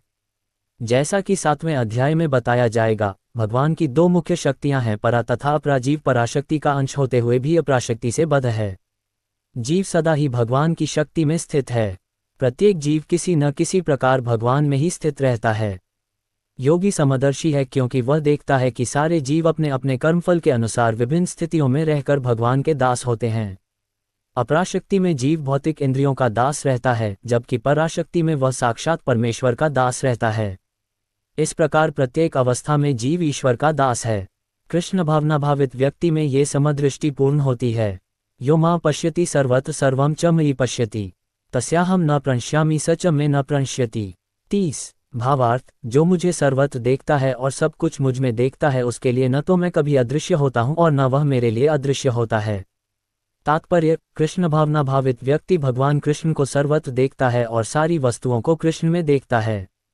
ऐसा व्यक्ति भले ही प्रकृति की पृथक पृथक अभिव्यक्तियों को देखता प्रतीत हो, किंतु वह प्रत्येक दशा में इस कृष्ण भावनामृत से अवगत रहता है कि प्रत्येक वस्तु कृष्ण की ही शक्ति की अभिव्यक्ति है। कृष्ण भावनामृत का मूल सिद्धांत ही यह है कि कृष्ण के बिना कोई अस्तित्व नहीं है और कृष्ण ही सर्वेश्वर हैं। कृष्ण भावनामृत कृष्ण प्रेम का विकास है, ऐसी स्थिति जो भौतिक मोक्ष से भी परे है। आत्मसाक्षात्कार के ऊपर कृष्ण भावनामृत की इस अवस्था में भक्त कृष्ण से इस अर्थ में एकरूप हो जाता है कि उसके लिए कृष्ण ही सब कुछ हो जाते हैं और भक्त प्रेम में कृष्ण से पूरित हो उठता है। तब भगवान तथा भक्त के बीच अंतर्क संबंध स्थापित हो जाता है। उस अवस्था में जीव को विनष्ट नहीं किया जा सकता और न भगवान भक्त की दृष्टि से ओझल होते हैं। कृष्ण में तादात्म्य होना आध्यात्मिक लय आत्मविनाश है। भक्त कभी भी ऐसी विपदा नहीं उठाता। ब्रह्मसंहिता 5.38 में कहा गया है, प्रेमांजनच्छुरित भक्ति विलोचनेन संतः सदैव हृदयेषु विलोकयन्ति यम श्याम सुंदरमचिन्त्य गुणस्वरूप गोविंद मादिपुरुष तमह भजामि। मैं आदि भगवान गोविंद की पूजा करता हूँ, जिनका दर्शन भक्तगण प्रेमरूपी अंजन लगे नेत्रों से करते हैं। वे भक्त के हृदय में स्थित श्याम सुंदर रूप में देखे जाते हैं। इस अवस्था में न तो भगवान कृष्ण अपने भक्त की दृष्टि से ओझल होते हैं और न भक्त ही उनकी दृष्टि से ओझल हो पाते हैं। यही बात योगी के लिए भी सत्य है, क्योंकि वह अपने हृदय के भीतर परमात्मा रूप में भगवान का दर्शन करता रहता है। ऐसा योगी शुद्ध भक्त बन जाता है और अपने अंदर भगवान को देखे बिना एक क्षण भी नहीं रह सकता। सर्वभूत स्थित यो मां भजत्येकत्वमास्थितः सर्वथा वर्तमानोपि स योगी मयि वर्तते। 31। भावार्थ, जो योगी मुझे तथा परमात्मा को अभिन्न जानते हुए परमात्मा की भक्तिपूर्वक सेवा करता है, वह हर प्रकार से मुझमें सदैव स्थित रहता है। तात्पर्य, जो योगी परमात्मा का ध्यान करता है, वह अपने अंतःकरण में चतुर्भुज विष्णु का दर्शन कृष्ण के पूर्ण रूप में शंख, चक्र, गदा तथा कमलपुष्प धारण किए करता है। योगी को ये जानना चाहिए कि विष्णु कृष्ण से भिन्न नहीं हैं। परमात्मा रूप में कृष्ण जन जन के हृदय में स्थित हैं। यही नहीं, असंख्य जीवों के हृदयों में स्थित असंख्य परमात्माओं में कोई अंतर नहीं है। न ही कृष्ण की दिव्य प्रेमाभक्ति में निरंतर व्यस्त व्यक्ति तथा परमात्मा के ध्यान में निरत एक पूर्ण योगी के बीच कोई अंतर है। कृष्ण भावनामृत में योगी सदैव कृष्ण में ही स्थित रहता है, भले ही भौतिक जगत में वह विभिन्न कार्यों में व्यस्त क्यों न हो। इसकी पुष्टि श्री रूप गोस्वामी कृत भक्तिरसामृत सिंधु में 1.2.187 हुई है। निखिलस्वप्यवस्थासु जीवन मुक्त स उच्यते। कृष्ण भावनामृत में रत रहने वाला भगवत भक्त स्वतः मुक्त हो जाता है। नारद पंचरात्र में इसकी पुष्टि इस प्रकार हुई है। दिकालाद्यन्वच्छिन्ने कृष्णे चेतो विधाय च तन्मयो भवति क्षिप्रम जीवो ब्रह्मणि योजयेत। देश काल से अतीत तथा सर्वव्यापी श्री कृष्ण के दिव्य रूप में ध्यान एकाग्र करने से मनुष्य कृष्ण के चिंतन में तन्मय हो जाता है और तब उनके दिव्य सान्निध्य की सुखी अवस्था को प्राप्त होता है। योगाभ्यास में समाधि की सर्वोच्च अवस्था कृष्ण भावनामृत है। केवल इस ज्ञान से कि कृष्ण प्रत्येक जन के हृदय में परमात्मा रूप में उपस्थित हैं, योगी निर्दोष हो जाता है। वेदों से गोपालतापनी उपनिषद 1.21 भगवान की इस अचिंत्य शक्ति की पुष्टि इस प्रकार होती है। एकोपि सन्बहुधा योगभाति। यद्यपि भगवान एक है, किंतु वह जितने सारे हृदय हैं उनमें उपस्थित रहता है। इसी प्रकार स्मृति शास्त्र का कथन है, एकैव परो विष्णु सर्वव्यापी न संशयः। ऐश्वर्याद रूप में कम च सूर्यवत बहुधेयते। विष्णु एक हैं फिर भी वे सर्वव्यापी हैं। एक रूप होते हुए भी वे अपनी अचिंत्य शक्ति से सर्वत्र उपस्थित रहते हैं, जिस प्रकार सूर्य एक ही समय अनेक स्थानों में दिखता है। आत्मपुण्यन सर्वत्र सम पश्यति योजुन। सुख व यदि वा दुख स योगी परमो मतः। 32 भावार्थ। हे अर्जुन, वह पूर्ण योगी है जो अपनी तुलना से समस्त प्राणियों की उनके सुखों तथा दुखों में वास्तविक समानता का दर्शन करता है। तात्पर्य, कृष्ण भावना भावित व्यक्ति पूर्ण योगी होता है। वह अपने व्यक्तिगत अनुभव से प्रत्येक प्राणी के सुख तथा दुख से अवगत होता है। जीव के दुख का कारण ईश्वर से अपने संबंध का विस्मरण होना है। सुख का कारण कृष्ण को मनुष्यों के समस्त कार्यों का परम भोक्ता, समस्त भूमि तथा लोकों का स्वामी एवं समस्त जीवों का परम हितैषी मित्र समझना है। पूर्ण योगी यह जानता है कि भौतिक प्रकृति के गुणों से प्रभावित बद्धजीव कृष्ण से अपने संबंध को भूल जाने के कारण 3 प्रकार के भौतिक तापों दुखों को भोगता है, और चूंकि कृष्ण भावना भावित व्यक्ति सुखी होता है इसलिए वह कृष्ण ज्ञान को सर्वत्र वितरित कर देना चाहता है। चूंकि पूर्ण योगी कृष्ण भावना भावित बनने के महत्व को घोषित करता चलता है, अतः वह विश्व का सर्वश्रेष्ठ उपकारी एवं भगवान का प्रियतम सेवक है। न च तस्मान मनुष्येषु कश्चिन्मे प्रियकृतमः। भगवद गीता 18.69। दूसरे शब्दों में, भगवद भक्त सदैव जीवों के कल्याण को देखता है और इस तरह वह प्रत्येक प्राणी का सखा होता है। वह सर्वश्रेष्ठ योगी है क्योंकि वह स्वांतः सुखाय सिद्धि नहीं चाहता, अपितु अन्यों के लिए भी चाहता है। वह अपने मित्र जीवों से द्वेष नहीं करता। यही है वह अंतर जो एक भगवद भक्त तथा आत्मोन्नति में ही रुचि रखने वाले योगी में होता है। जो योगी पूर्ण रूप से ध्यान धरने के लिए एकांत स्थान में चला जाता है, वह उतना पूर्ण नहीं होता जितना कि वह भक्त जो प्रत्येक व्यक्ति को कृष्ण भावना भावित बनाने का प्रयास करता रहता है। अर्जुन उवाच, योऽयं योगस्त्वया प्रोक्तः साम्येन मधुसूदन। एतस्याहं न पश्यामि चंचलत्वात् स्थिति स्थिराम। 33 भावार्थ। अर्जुन ने कहा, है मधुसूदन, आपने जिस योग पद्धति का संक्षेप में वर्णन किया है वह मेरे लिए अव्यावहारिक तथा असहनीय है, क्योंकि मन चंचल तथा अस्थिर है। तात्पर्य, भगवान कृष्ण ने अर्जुन के लिए शुचोद्देश्य से लेकर योगी परमोमतः तक जिस योग पद्धति का वर्णन किया है उसे अर्जुन अपनी असमर्थता के कारण अस्वीकार कर रहा है। इस कलियुग में सामान्य व्यक्ति के लिए यह संभव नहीं है कि वह अपना घर छोड़कर किसी पर्वत या जंगल के एकांत स्थान में जाकर योगाभ्यास करे। आधुनिक युग की विशेषता है अल्पकालिक जीवन के लिए घोर संघर्ष। लोग सरल व्यवहारिक साधनों से भी आत्म साक्षात्कार के लिए उत्सुक या गंभीर नहीं है, तो फिर इस कठिन योग पद्धति के विषय में क्या कहा जा सकता है जो जीवन शैली, आसन विधि, स्थान के चयन तथा भौतिक व्यस्तताओं से विरक्ति का नियमन करती है। व्यवहारिक व्यक्ति के रूप में अर्जुन ने सोचा कि इस योग पद्धति का पालन असंभव है, भले ही वह कई बातों में इस पद्धति पर खरा उतरता था।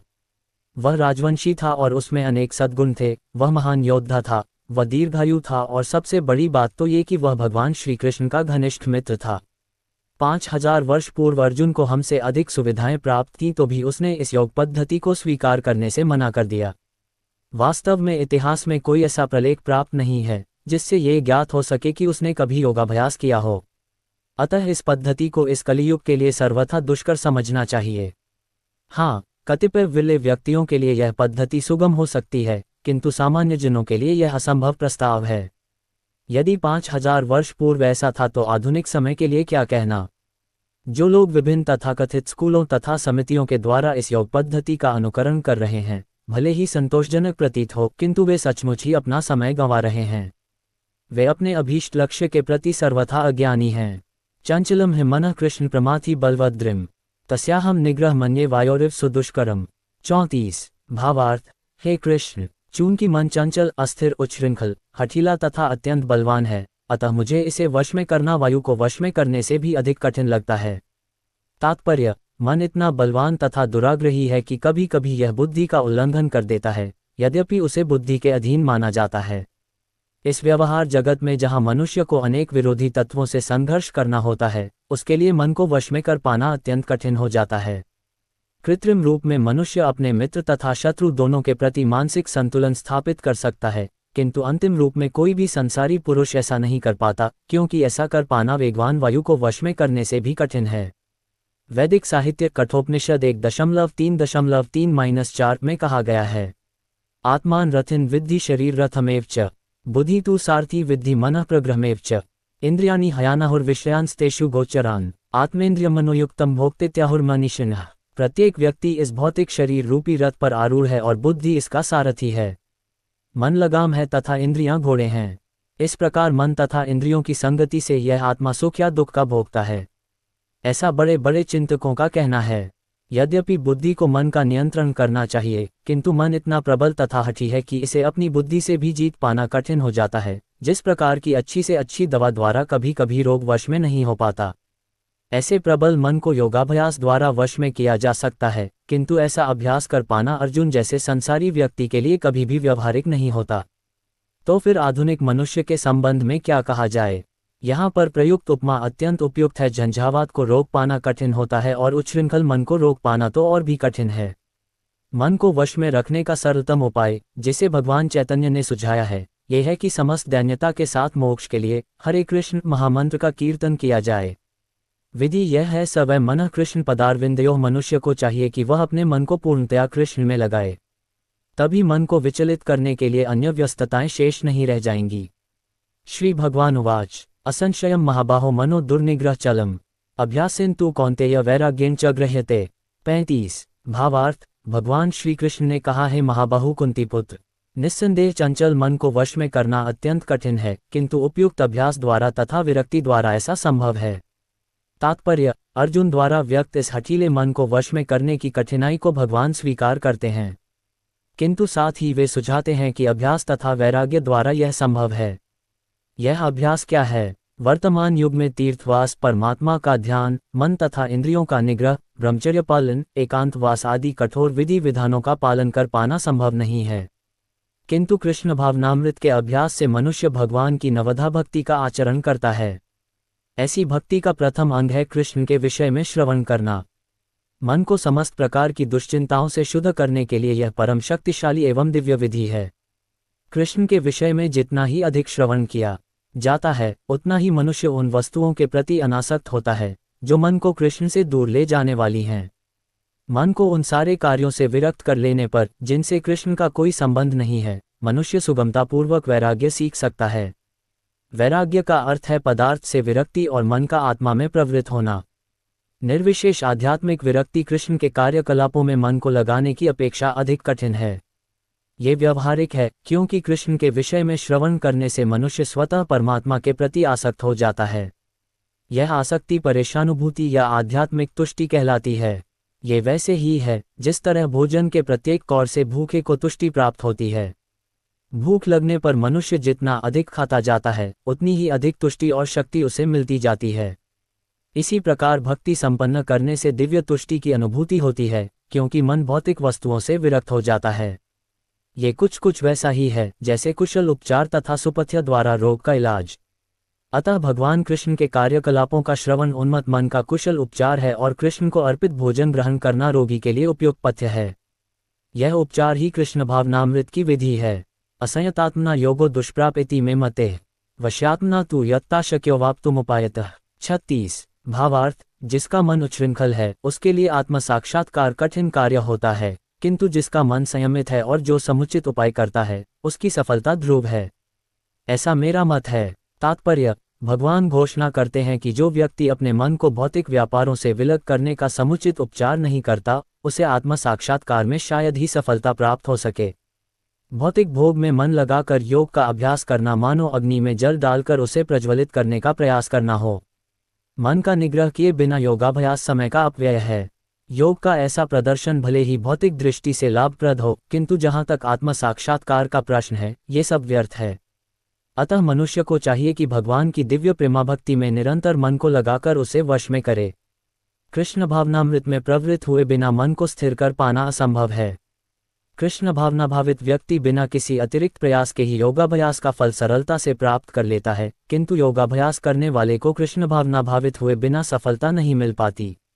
अर्जुन उवाच अयते श्रद्धयोपेतो योगांचलित मानसः अप्राप्य योग संसिद्धि का गतः कृष्ण गच्छति। 37 भावार्थ: अर्जुन ने कहा, हे कृष्ण, उस असफल योगी की गति क्या है जो प्रारंभ में श्रद्धापूर्वक आत्म साक्षात्कार की विधि ग्रहण करता है, किंतु बाद में भौतिकता के कारण उससे विचलित हो जाता है और योग सिद्धि को प्राप्त नहीं कर पाता। तात्पर्य: भगवद गीता में आत्म साक्षात्कार या योग मार्ग का वर्णन है। आत्म साक्षात्कार का मूलभूत नियम यह है कि जीवात्मा ये भौतिक शरीर नहीं है, अपितु इससे भिन्न है और उसका सुख शाश्वत जीवन, आनंद तथा ज्ञान में निहित है। ये शरीर तथा मन दोनों से परे हैं। आत्म साक्षात्कार की खोज ज्ञान द्वारा की जाती है। इसके लिए अष्टांग विधि या भक्ति योग का अभ्यास करना होता है। इनमें से प्रत्येक विधि में जीव को अपनी स्वाभाविक स्थिति, भगवान से अपने संबंध तथा उन कार्यों की अनुभूति प्राप्त करनी होती है जिनके द्वारा वह टूटी हुई श्रृंखला को जोड़ सके और कृष्ण भावनामृत की सर्वोच्च सिद्ध अवस्था प्राप्त कर सके। इन तीनों विधियों में से किसी एक का भी पालन करके मनुष्य देर सवेर अपने चरम लक्ष्य को प्राप्त होता है। भगवान ने द्वितीय अध्याय में इस पर बल दिया है कि दिव्य मार्ग में थोड़े से प्रयास से भी मोक्ष की महती आशा है। इन तीनों में से इस योग के लिए भक्ति योग विशेष रूप से उपयुक्त है, क्योंकि ईश साक्षात्कार की यह श्रेष्ठतम प्रत्यक्ष विधि है। अतः अर्जुन पुनः आश्वस्त होने की दृष्टि से भगवान कृष्ण से अपने पूर्वकथन की पुष्टि करने को कहता है। भले ही कोई आत्म साक्षात्कार के मार्ग को निष्ठापूर्वक क्यों न स्वीकार करे, किंतु ज्ञान की अनुशीलन विधि तथा अष्टांग योग का अभ्यास इस योग के लिए सामान्यतया बहुत कठिन है। अतः निरंतर प्रयास होने पर भी मनुष्य अनेक कारणों से असफल हो सकता है। पहला कारण तो ये हो सकता है कि मनुष्य इस विधि का पालन करने में पर्याप्त सतर्क न रह पाए। दिव्य मार्ग का अनुसरण बहुत कुछ माया के ऊपर धावा बोलना जैसा है। फलतः जब भी मनुष्य माया के पाश से छूटना चाहता है, तब वह विविध प्रलोभनों के द्वारा अभ्यासकर्ता को पराजित करना चाहती है। बद्ध जीव पहले से प्रकृति के गुणों द्वारा मोहित रहता है और दिव्य अनुशासनों का पालन करते समय भी उसके पुनः मोहित होने की संभावना बनी रहती है। यही योगाचलित मानस अर्थात दिव्य पथ से विचलन कहलाता है। अर्जुन आत्म साक्षात्कार के मार्ग से विचलन के प्रभाव के संबंध में जिज्ञासा करता है। कच्चिन्नोभविभ्रष्टश्चिन्न भ्रमिव नश्यति अप्रतिष्ठो महाबाहो विमुओ ब्रह्मणः पथि। 38 भावार्थ: हे महाबाहु कृष्ण, क्या ब्रह्म प्राप्ति के मार्ग से भ्रष्ट ऐसा व्यक्ति आध्यात्मिक तथा भौतिक दोनों ही सफलताओं से च्युत नहीं होता और छिन्न बादल की भांति विनष्ट नहीं हो जाता, जिसके फलस्वरूप उसके लिए किसी लोक में कोई स्थान नहीं रहता। तात्पर्य: उन्नति के दो मार्ग हैं। भौतिकतावादी व्यक्तियों की अध्यात्म में कोई रुचि नहीं होती, अतः वे आर्थिक विकास द्वारा भौतिक प्रगति में अत्यधिक रुचि लेते हैं या फिर समुचित कार्य द्वारा उच्चतर लोकों को प्राप्त करने में अधिक रुचि रखते हैं। यदि कोई अध्यात्म के मार्ग को चुनता है तो उसे सभी प्रकार के तथाकथित भौतिक सुख से विरक्त होना पड़ता है। यदि महत्वाकांक्षी ब्रह्मवादी असफल होता है तो वह दोनों ओर से जाता है। दूसरे शब्दों में, वह न तो भौतिक सुख भोग पाता है, न आध्यात्मिक सफलता ही प्राप्त कर सकता है। उसका कोई स्थान नहीं रहता, वह छिन्न भिन्न बादल के समान होता है। कभी कभी आकाश में एक बादल छोटे बादल खंड से विलग होकर एक बड़े खंड से जा मिलता है, किंतु यदि वह बड़े खंड से नहीं जुड़ पाता तो वायु उसे बहा ले जाती है और वह विराट आकाश में लुप्त हो जाता है। ब्रह्मणः पथि ब्रह्म साक्षात्कार का मार्ग है जो अपने आप को परमेश्वर का अभिन्न अंश जान लेने पर प्राप्त होता है और यह परमेश्वर ब्रह्म, परमात्मा तथा भगवान रूप में प्रकट होता है। भगवान श्री कृष्ण परम सत्य के पूर्ण प्राकट्य हैं, अतः जो इस परम पुरुष की शरण में जाता है वही सफल योगी है। ब्रह्म तथा परमात्मा साक्षात्कार के माध्यम से जीवन के इस लक्ष्य तक पहुंचने में अनेकानेक जन्म लग जाते हैं, बहुना जन्मनामन्ते। अतः दिव्य साक्षात्कार का सर्वश्रेष्ठ मार्ग भक्ति योग या कृष्ण भावनामृत की प्रत्यक्ष विधि है। एम में संशयम कृष्ण छेत्तुमर्हस्य शेषतः त्वदन्यः संशयस्यास्य छेत्ता न ह्युपद्यते। 39 भावार्थ, हे कृष्ण, यही मेरा संदेह है और मैं आपसे इसे पूर्णतया दूर करने की प्रार्थना कर रहा हूँ। आपके अतिरिक्त अन्य कोई ऐसा नहीं है जो इस संदेह को नष्ट कर सके।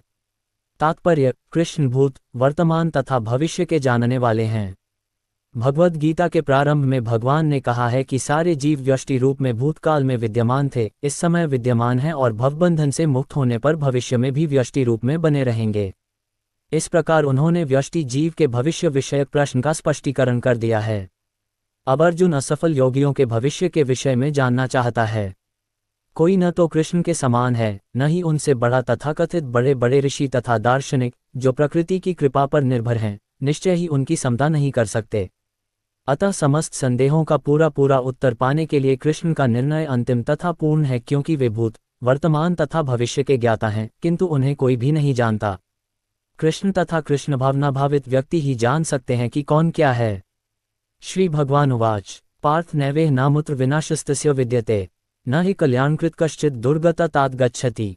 40 भावार्थ, भगवान ने कहा, हे पृथापुत्र, कल्याण कार्यों में निरत योगी का न तो इस लोक में और न परलोक में ही विनाश होता है। हे मित्र, भलाई करने वाला कभी बुराई से पराजित नहीं होता। तात्पर्य, श्रीमद् भागवत में 1.5.17 श्री नारद मुनि व्यासदेव को इस प्रकार उपदेश देते हैं। त्यक्त्वा स्वधर्म चरणाम्बुज हरेर्भजन न पक्वोत्पते ततो यदि यत्र क्व वा भद्रम भूदमुष्य किनको वार्थाप्तो भजता स्वधर्मतः। यदि कोई समस्त भौतिक आशाओं को त्याग कर भगवान की शरण में जाता है तो इसमें न तो कोई क्षति होती है और न पतन। दूसरी ओर अभक्त जन अपने अपने व्यवसायों में लगे रह सकते हैं, फिर भी वे कुछ प्राप्त नहीं कर पाते। भौतिक लाभ के लिए अनेक शास्त्रीय तथा लौकिक कार्य हैं। जीवन में आध्यात्मिक उन्नति अर्थात कृष्ण भावनामृत के लिए योगी को समस्त भौतिक कार्यकलापों का परित्याग करना होता है। कोई ये तर्क कर सकता है कि यदि कृष्ण भावनामृत पूर्ण हो जाए तो इससे सर्वोच्च सिद्धि प्राप्त हो सकती है, किंतु यदि यह सिद्धि प्राप्त न हो पाई तो भौतिक एवं आध्यात्मिक दोनों दृष्टियों से मनुष्य को क्षति पहुंचती है। शास्त्रों का आदेश है कि यदि कोई स्वधर्म का आचरण नहीं करता तो उसे पापफल भोगना पड़ता है, अतः जो दिव्य कार्यों को ठीक से नहीं कर पाता उसे फल भोगना होता है। भागवत पुराण आश्वस्त करता है कि असफल योगी को चिंता करने की आवश्यकता नहीं है। भले ही उसे ठीक से स्वधर्माचरण न करने का फल भोगना पड़े तो भी वह घाटे में नहीं रहता, क्योंकि शुभ कृष्ण भावनामृत कभी विस्मृत नहीं होता। जो इस प्रकार से लगा रहता है वह अगले जन्म में निम्न योनि में भी जन्म लेकर पहले की भांति भक्ति करता है। दूसरी ओर जो केवल नियत कार्यों को दृढ़तापूर्वक करता है, किंतु यदि उसमें कृष्ण भावनामृत का अभाव है तो आवश्यक नहीं कि उसे शुभ फल प्राप्त हो। इस श्लोक का तात्पर्य इस प्रकार है, मानवता के दो विभाग किए जा सकते हैं, नियमित तथा अनियमित। जो लोग अगले जन्म तथा मुक्ति के ज्ञान के बिना पाश्विक इंद्रिय तृप्ति में लगे रहते हैं वे अनियमित विभाग में आते हैं। जो लोग शास्त्रों में वर्णित कर्तव्य के सिद्धांतों का पालन करते हैं वे नियमित विभाग में वर्गीकृत होते हैं। अनियमित विभाग के संस्कृत तथा असंस्कृत, शिक्षित तथा अशिक्षित, बली तथा निर्बल लोग पाश्विक वृत्तियों से पूर्ण होते हैं। उनके कार्य कभी भी कल्याणकारी नहीं होते, क्योंकि वे पशुओं की भांति आहार, निद्रा, भय तथा मैथुन का भोग करते हुए इस संसार में निरंतर रहते हैं, जो सदा ही दुखमय है। किंतु जो लोग शास्त्रीय आदेशों के अनुसार संयमित रहते हैं और इस प्रकार क्रमशः कृष्ण भावनामृत को प्राप्त होते हैं वे निश्चित रूप से जीवन में उन्नति करते हैं। कल्याण मार्ग के अनुयायियों को 3 वर्गों में विभाजित किया जा सकता है। भौतिक संपन्नता का उपभोग करने वाले शास्त्रीय विधि विधानों के अनुयायी, इस संसार से मुक्ति पाने के लिए प्रयत्नशील लोग तथा कृष्ण भावनामृत भक्त। प्रथम वर्ग के अनुयायियों को पुनः 2 श्रेणियों में विभाजित किया जा सकता है, सकामकर्मी तथा इंद्रिय तृप्ति की इच्छा न करने वाले। सकामकर्मी जीवन के उच्चतर स्तर तक उठ सकते हैं, यहाँ तक कि स्वर्गलोक को जा सकते हैं, तो भी इस संसार से मुक्त न होने के कारण वे सही ढंग से शुभ मार्ग का अनुगमन नहीं करते। शुभ कर्म तो वे हैं जिनसे मुक्ति प्राप्त हो। कोई भी ऐसा कार्य जो परम आत्म साक्षात्कार या देहात्म बुद्धि से मुक्ति की ओर उन्मुख नहीं होता वह रंच मात्र भी कल्याणप्रद नहीं होता। कृष्ण भावनामृत संबंधी कार्य ही एकमात्र शुभ कार्य है, और जो भी कृष्ण भावनामृत के मार्ग पर प्रगति करने के उद्देश्य से स्वेच्छा से समस्त शारीरिक असुविधाओं को स्वीकार करता है वही घोर तपस्या के द्वारा पूर्ण योगी कहलाता है। चूंकि अष्टांगयोग पद्धति कृष्ण भावनामृत की चरम अनुभूति के लिए होती है, अतः ये पद्धति भी कल्याणप्रद है। अतः जो कोई इस दिशा में यथाशक्य प्रयास करता है उसे कभी अपने पतन के प्रति भयभीत नहीं होना चाहिए।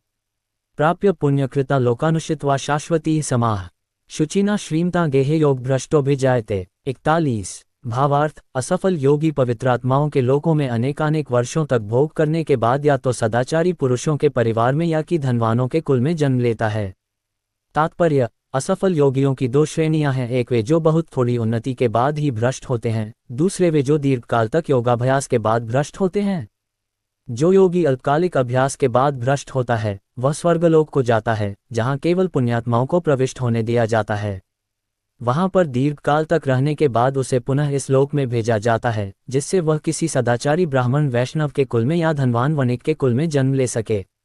योगाभ्यास का वास्तविक उद्देश्य कृष्ण भावनामृत की सर्वोच्च सिद्धि प्राप्त करना है, जैसा कि इस अध्याय के अंतिम श्लोक में बताया गया है। किंतु जो इतने अध्यवसायी नहीं होते और जो भौतिक प्रलोभनों के कारण असफल हो जाते हैं, उन्हें अपनी भौतिक इच्छाओं की पूर्ति करने की अनुमति दी जाती है।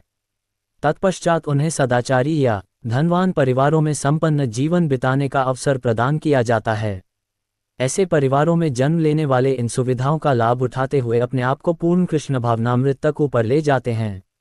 अथवा योगिनामेव कुले भवति धीमताम एतदि दुर्लभतर लोकय जन्म यदि दृश्यम। 42। भावार्थ, अथवा यदि दीर्घकाल तक योग करने के बाद असफल रहे तो वह ऐसे योगियों के कुल में जन्म लेता है जो अति बुद्धिमान हैं। निश्चय ही इस संसार में ऐसा जन्म दुर्लभ है। तात्पर्य, यहाँ पर योगियों के बुद्धिमान कुल में जन्म लेने की प्रशंसा की गई है, क्योंकि ऐसे कुल में उत्पन्न बालक को प्रारंभ से ही आध्यात्मिक प्रोत्साहन प्राप्त होता है। विशेषतया आचार्यों या गोस्वामियों के कुल में ऐसी परिस्थिति है। ऐसे कुल अत्यंत विद्वान होते हैं और परंपरा तथा प्रशिक्षण के कारण श्रद्धावान होते हैं। इस प्रकार वे गुरु बनते हैं। भारत में ऐसे अनेक आचार्य कुल हैं, किंतु अब वे अपर्याप्त विद्या तथा प्रशिक्षण के कारण पतनशील हो चुके हैं। भगवत कृपा से अभी भी कुछ ऐसे परिवार हैं जिनमें पीढ़ी दर पीढ़ी योगियों को प्रश्रय मिलता है। ऐसे परिवारों में जन्म लेना सचमुच ही अत्यंत सौभाग्य की बात है। सौभाग्यवश हमारे गुरु विष्णुपाद श्री श्रीमद् भक्ति सिद्धांत सरस्वती गोस्वामी महाराज को तथा स्वयं हमें भी ऐसे परिवारों में जन्म लेने का अवसर प्राप्त हुआ। हम दोनों को बचपन से ही भगवत भक्ति करने का प्रशिक्षण दिया गया। बाद में दिव्य व्यवस्था के अनुसार हमारी उनसे भेंट हुई। तत्तम बुद्धि संयोग लभते पौर्वदेहिकम यत्ते च ततो भूय संसिद्धौ कुरुनंदन। 43। भावार्थ, हे कुरुनंदन, ऐसा जन्म पाकर वह अपने पूर्वजन्म की दैवी चेतना को पुनः प्राप्त करता है और पूर्ण सफलता प्राप्त करने के उद्देश्य से वह आगे उन्नति करने का प्रयास करता है। तात्पर्य, राजा भरत, जिन्हें तीसरे जन्म में उत्तम ब्राह्मण कुल में जन्म मिला, पूर्व दिव्य चेतना की पुनः प्राप्ति के लिए उत्तम जन्म के उदाहरण स्वरूप हैं। भरत विश्व भर के सम्राट थे और तभी से ये लोग देवताओं के बीच भारतवर्ष के नाम से विख्यात है। पहले यह इलावृतवर्ष के नाम से ज्ञात था। भरत ने अल्पायु में ही आध्यात्मिक सिद्धि के लिए संन्यास ग्रहण कर लिया था, किंतु वे सफल नहीं हो सके। अगले जन्म में उन्हें उत्तम ब्राह्मण कुल में जन्म लेना पड़ा और वे जड़ भरत कहलाए, क्योंकि वे एकांतवास करते थे तथा किसी से बोलते न थे। बाद में राजा रहुगण ने इन्हें महानतम योगी के रूप में पाया। उनके जीवन से यह पता चलता है कि दिव्य प्रयास अथवा योगाभ्यास कभी व्यर्थ नहीं जाता। भगवत कृपा से योगी को कृष्ण भावनामृत में पूर्ण सिद्धि प्राप्त करने के बारंबार सुयोग प्राप्त होते रहते हैं। पूर्वाभ्यासेन तेन व्रियते ह्यवशोपि सह जिज्ञासुरपि योगस्य शब्द ब्रह्माते वर्तते। 44। भावार्थ, अपने पूर्वजन्म की दैवी चेतना से वह न चाहते हुए भी स्वतः योग के नियमों की ओर आकर्षित होता है। ऐसा जिज्ञासु योगी शास्त्रों के अनुष्ठानों से परिस्थित होता है। तात्पर्य, उन्नत योगी जन शास्त्रों के अनुष्ठानों के प्रति अधिक आकृष्ट नहीं होते, किंतु योग नियमों के प्रति स्वतः आकृष्ट होते हैं, जिनके द्वारा वे कृष्ण भावनामृत में आरूढ़ हो सकते हैं। श्रीमद् भागवत में 3:33-7 उन्नत योगियों द्वारा वैदिक अनुष्ठानों के प्रति अवहेलना की व्याख्या इस प्रकार की गई है। अहो बत श्वपचोतो गरियान यज्जिह्वाग्रे वर्ते नाम तोभ्यम ते पुस्तपस्ते जुहुवो सस्नुरार्या ब्रह्मानुचुर नाम गृणंती ये ते। हे भगवान, जो लोग आपके पवित्र नाम का जप करते हैं वे चांडालों के परिवारों में जन्म लेकर भी आध्यात्मिक जीवन में अत्यधिक प्रगत होते हैं। ऐसे जपकर्ता निस्संदेह सभी प्रकार के तप और यज्ञ कर चुके होते हैं, तीर्थ स्थानों में स्नान कर चुके होते हैं और समस्त शास्त्रों का अध्ययन कर चुके होते हैं। इसका सुप्रसिद्ध उदाहरण भगवान चैतन्य ने प्रस्तुत किया, जिन्होंने ठाकुर हरिदास को अपने परमप्रिय शिष्य के रूप में स्वीकार किया। यद्यपि हरिदास का जन्म एक मुसलमान परिवार में हुआ था, किंतु भगवान चैतन्य ने उन्हें नामाचार्य की पदवी प्रदान की, क्योंकि वे प्रतिदिन नियमपूर्वक 3 लाख भगवान के पवित्र नामों हरे कृष्ण कृष्ण कृष्ण हरे हरे, हरे राम राम राम हरे हरे का जप करते थे। और चूंकि वे निरंतर भगवान के पवित्र नाम का जप करते रहते थे, अतः ये समझा जाता है कि पूर्वजन्म में उन्होंने शब्द ब्रह्म नामक वेदवर्णित कर्मकांडों को पूरा किया होगा। अतएव जब तक कोई पवित्र नहीं होता, तब तक कृष्ण भावनामृत के नियमों को ग्रहण नहीं करता या भगवान के पवित्र नाम हरे कृष्ण का जप नहीं कर सकता।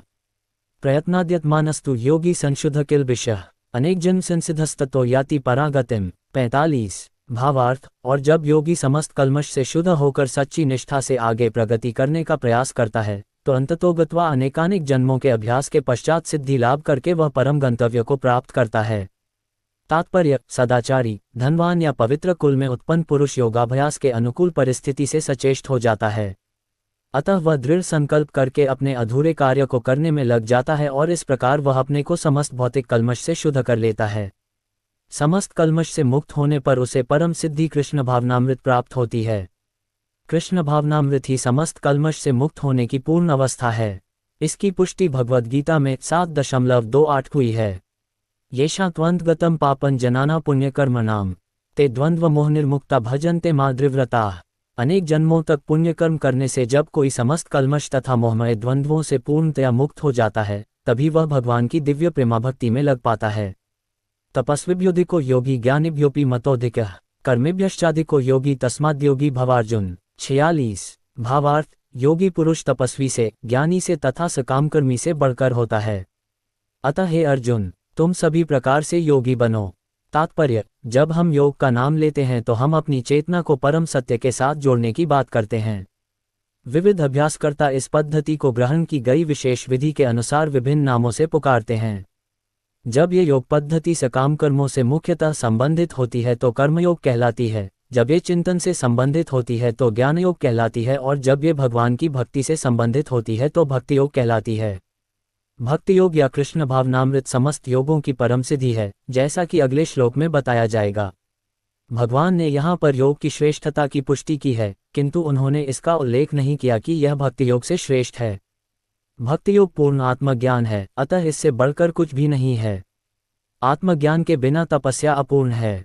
परमेश्वर के प्रति समर्पित हुए बिना ज्ञान योग भी अपूर्ण है। सकाम कर्म भी कृष्ण भावनामृत के बिना समय का अपव्यय है। अतः यहाँ पर योग का सर्वाधिक प्रशंसित रूप भक्ति योग है, और इसकी अधिक व्याख्या अगले श्लोक में की गई है। योगिनामपि सर्वेषाम् अद्गतेनान्तरात्मना श्रद्धावान भजते यो मासमे युक्त तमो मतः। 47 भावार्थ। और समस्त योगियों में से जो योगी अत्यंत श्रद्धापूर्वक मेरे परायण है, अपने अंतःकरण में मेरे विषय में सोचता है और मेरी दिव्य प्रेमा भक्ति करता है, वह योग में मुझसे परम अंतर्ग रूप में युक्त रहता है और सबों में सर्वोच्च है। यही मेरा मत है। तात्पर्य: यहाँ पर भजते शब्द महत्वपूर्ण है। भजते भज धातु से बना है, जिसका अर्थ है सेवा करना। अंग्रेजी शब्द वर्शिप पूजन से यह भाव व्यक्त नहीं होता, क्योंकि इससे पूजा करना, सम्मान दिखाना तथा योग्य का सम्मान करना सूचित होता है। किंतु प्रेम तथा श्रद्धापूर्वक सेवा तो श्री भगवान के निमित्त है। किसी सम्माननीय व्यक्ति या देवता की पूजा न करने वाले को अशिष्ट कहा जा सकता है, किंतु भगवान की सेवा न करने वाले की तो पूरी तरह भर्त्सना की जाती है। प्रत्येक जीव भगवान का अंशस्वरूप है, और इस तरह प्रत्येक जीव को अपने स्वभाव के अनुसार भगवान की सेवा करनी चाहिए। ऐसा न करने से वह नीचे गिर जाता है। भागवत पुराण में 11.5.3 इसकी पुष्टि इस प्रकार हुई है। यशा पुरुष साक्षादात्म प्रभवमीश्वरम न भजन्त्यव जानन्ति स्थानात् भ्रष्टाः पतन्त्यधः। जो मनुष्य अपने जीवनदाता आद्य भगवान की सेवा नहीं करता और अपने कर्तव्य में शिथिलता बरतता है, वह निश्चित रूप से अपनी स्वाभाविक स्थिति से नीचे गिरता है। भागवत पुराण के इस श्लोक में भजन्ति शब्द व्यवहृत हुआ है। भजन्ति शब्द का प्रयोग परमेश्वर के लिए ही प्रयुक्त किया जा सकता है, जबकि वशिप पूजन का प्रयोग देवताओं या अन्य किसी सामान्य जीव के लिए किया जाता है। इस श्लोक में प्रयुक्त अवजानन्ति शब्द भगवद गीता में भी पाया जाता है। अवजानन्ति मूढ़ा केवल मूर्ख तथा धूर्त भगवान कृष्ण का उपहास करते हैं। ऐसे मूर्ख भगवद भक्ति की प्रवृत्ति न होने पर भी भगवद गीता का भाष्य कर बैठते हैं। फलतः वे भजन्ति तथा वशिप पूजन शब्दों के अंतर को नहीं समझ पाते। भक्ति योग समस्त योगों की परिणति है। अन्य योग तो भक्ति योग में भक्ति तक पहुँचने के साधन मात्र हैं। योग का वास्तविक अर्थ भक्ति योग है, अन्य सारे योग भक्ति योग रूपी गंतव्य की दिशा में अग्रसर होते हैं। कर्मयोग से लेकर भक्ति योग तक का लंबा रास्ता आत्म साक्षात्कार तक जाता है। निष्काम कर्मयोग इस रास्ते मार्ग का आरंभ है। जब कर्मयोग में ज्ञान तथा वैराग्य की वृद्धि होती है तो यह अवस्था ज्ञानयोग कहलाती है। जब ज्ञानयोग में अनेक भौतिक विधियों से परमात्मा के ध्यान में वृद्धि होने लगती है और मन उन पर लगा रहता है तो इसे अष्टांग योग कहते हैं। इस अष्टांग योग को पार करने पर जब मनुष्य श्री भगवान कृष्ण के निकट पहुंचता है तो ये भक्ति योग कहलाता है। यथार्थ में भक्ति योग ही चरम लक्ष्य है, किंतु भक्ति योग का सूक्ष्म विश्लेषण करने के लिए अन्य योगों को समझना होता है। अतः जो योगी प्रगतिशील होता है वह शाश्वत कल्याण के सही मार्ग पर रहता है। जो किसी एक बिंदु पर दृढ़ रहता है और आगे प्रगति नहीं करता वह कर्मयोगी, ज्ञानयोगी, ध्यानयोगी, राजयोगी, हठयोगी आदि नामों से पुकारा जाता है। यदि कोई इतना भाग्यशाली होता है कि भक्ति योग को प्राप्त हो सके तो ये समझना चाहिए कि उसने समस्त योगों को पार कर लिया है। अतः कृष्ण भावना भावित होना योग की सर्वोच्च अवस्था है। ठीक उसी तरह जैसे कि हम ये कहते हैं कि विश्व भर के पर्वतों में हिमालय सबसे ऊंचा है, जिसकी सर्वोच्च चोटी एवरेस्ट है। कोई विरला भाग्यशाली ही वैदिक विधान के अनुसार भक्ति योग के पथ को स्वीकार करके कृष्ण भावना भावित हो पाता है। आदर्श योगी श्याम सुंदर कृष्ण पर अपना ध्यान एकाग्र करता है, जो बादल के समान सुंदर रंग वाले हैं, जिनका कमल सदृश मुख सूर्य के समान तेजवान है, जिनका वस्त्र रत्नों से प्रभापूर्ण है और जिनका शरीर फूलों की माला से सुशोभित है। उनके अंगों को प्रदीप्त करने वाली उनकी ज्योति ब्रह्मज्योति कहलाती है। वे राम, नरसिंह, वराह तथा श्री भगवान कृष्ण जैसे विभिन्न रूपों में अवतरित होते हैं। वे सामान्य व्यक्ति की भांति माता यशोदा के पुत्र रूप में जन्म ग्रहण करते हैं और कृष्ण, गोविंद तथा वासुदेव के नाम से जाने जाते हैं। वे पूर्ण बालक, पूर्ण पति, पूर्ण सखा तथा पूर्ण स्वामी हैं और वे समस्त ऐश्वर्यों तथा दिव्य गुणों से उत्प्रोत हैं। जो श्री भगवान के इन गुणों से पूर्णतया अभिज्ञ रहता है वह सर्वोच्च योगी कहलाता है। योग की यह सर्वोच्च दशा केवल भक्ति योग से ही प्राप्त की जा सकती है, जिसकी पुष्टि वैदिक साहित्य से होती है। श्वेताश्वतर उपनिषद 6.23 यस्य देवे पराभक्तिर्यथा देवे तथा गुरौ तस्याइते कथिता ह्यर्था प्रकाशन्ते महात्मनः।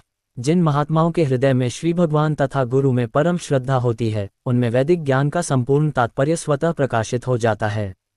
भक्तिरस्य भजन तदेहामुत्रोपाधिनेरास्य नामुष्मिन् मनः कल्पन में तदेव नैष्कर्म्यम। भक्ति का अर्थ है भगवान की सेवा, जो इस जीवन में या अगले जीवन में भौतिक लाभ की इच्छा से रहित होती है।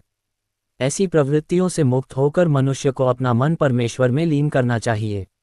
नैष्कर्म्य का यही प्रयोजन है। गोपाल तापनी उपनिषद 1.5 ये सभी कुछ ऐसे साधन हैं जिनसे योग की परम संसिद्धिमय अवस्था भक्ति या कृष्ण भावनामृत को संपन्न किया जा सकता है।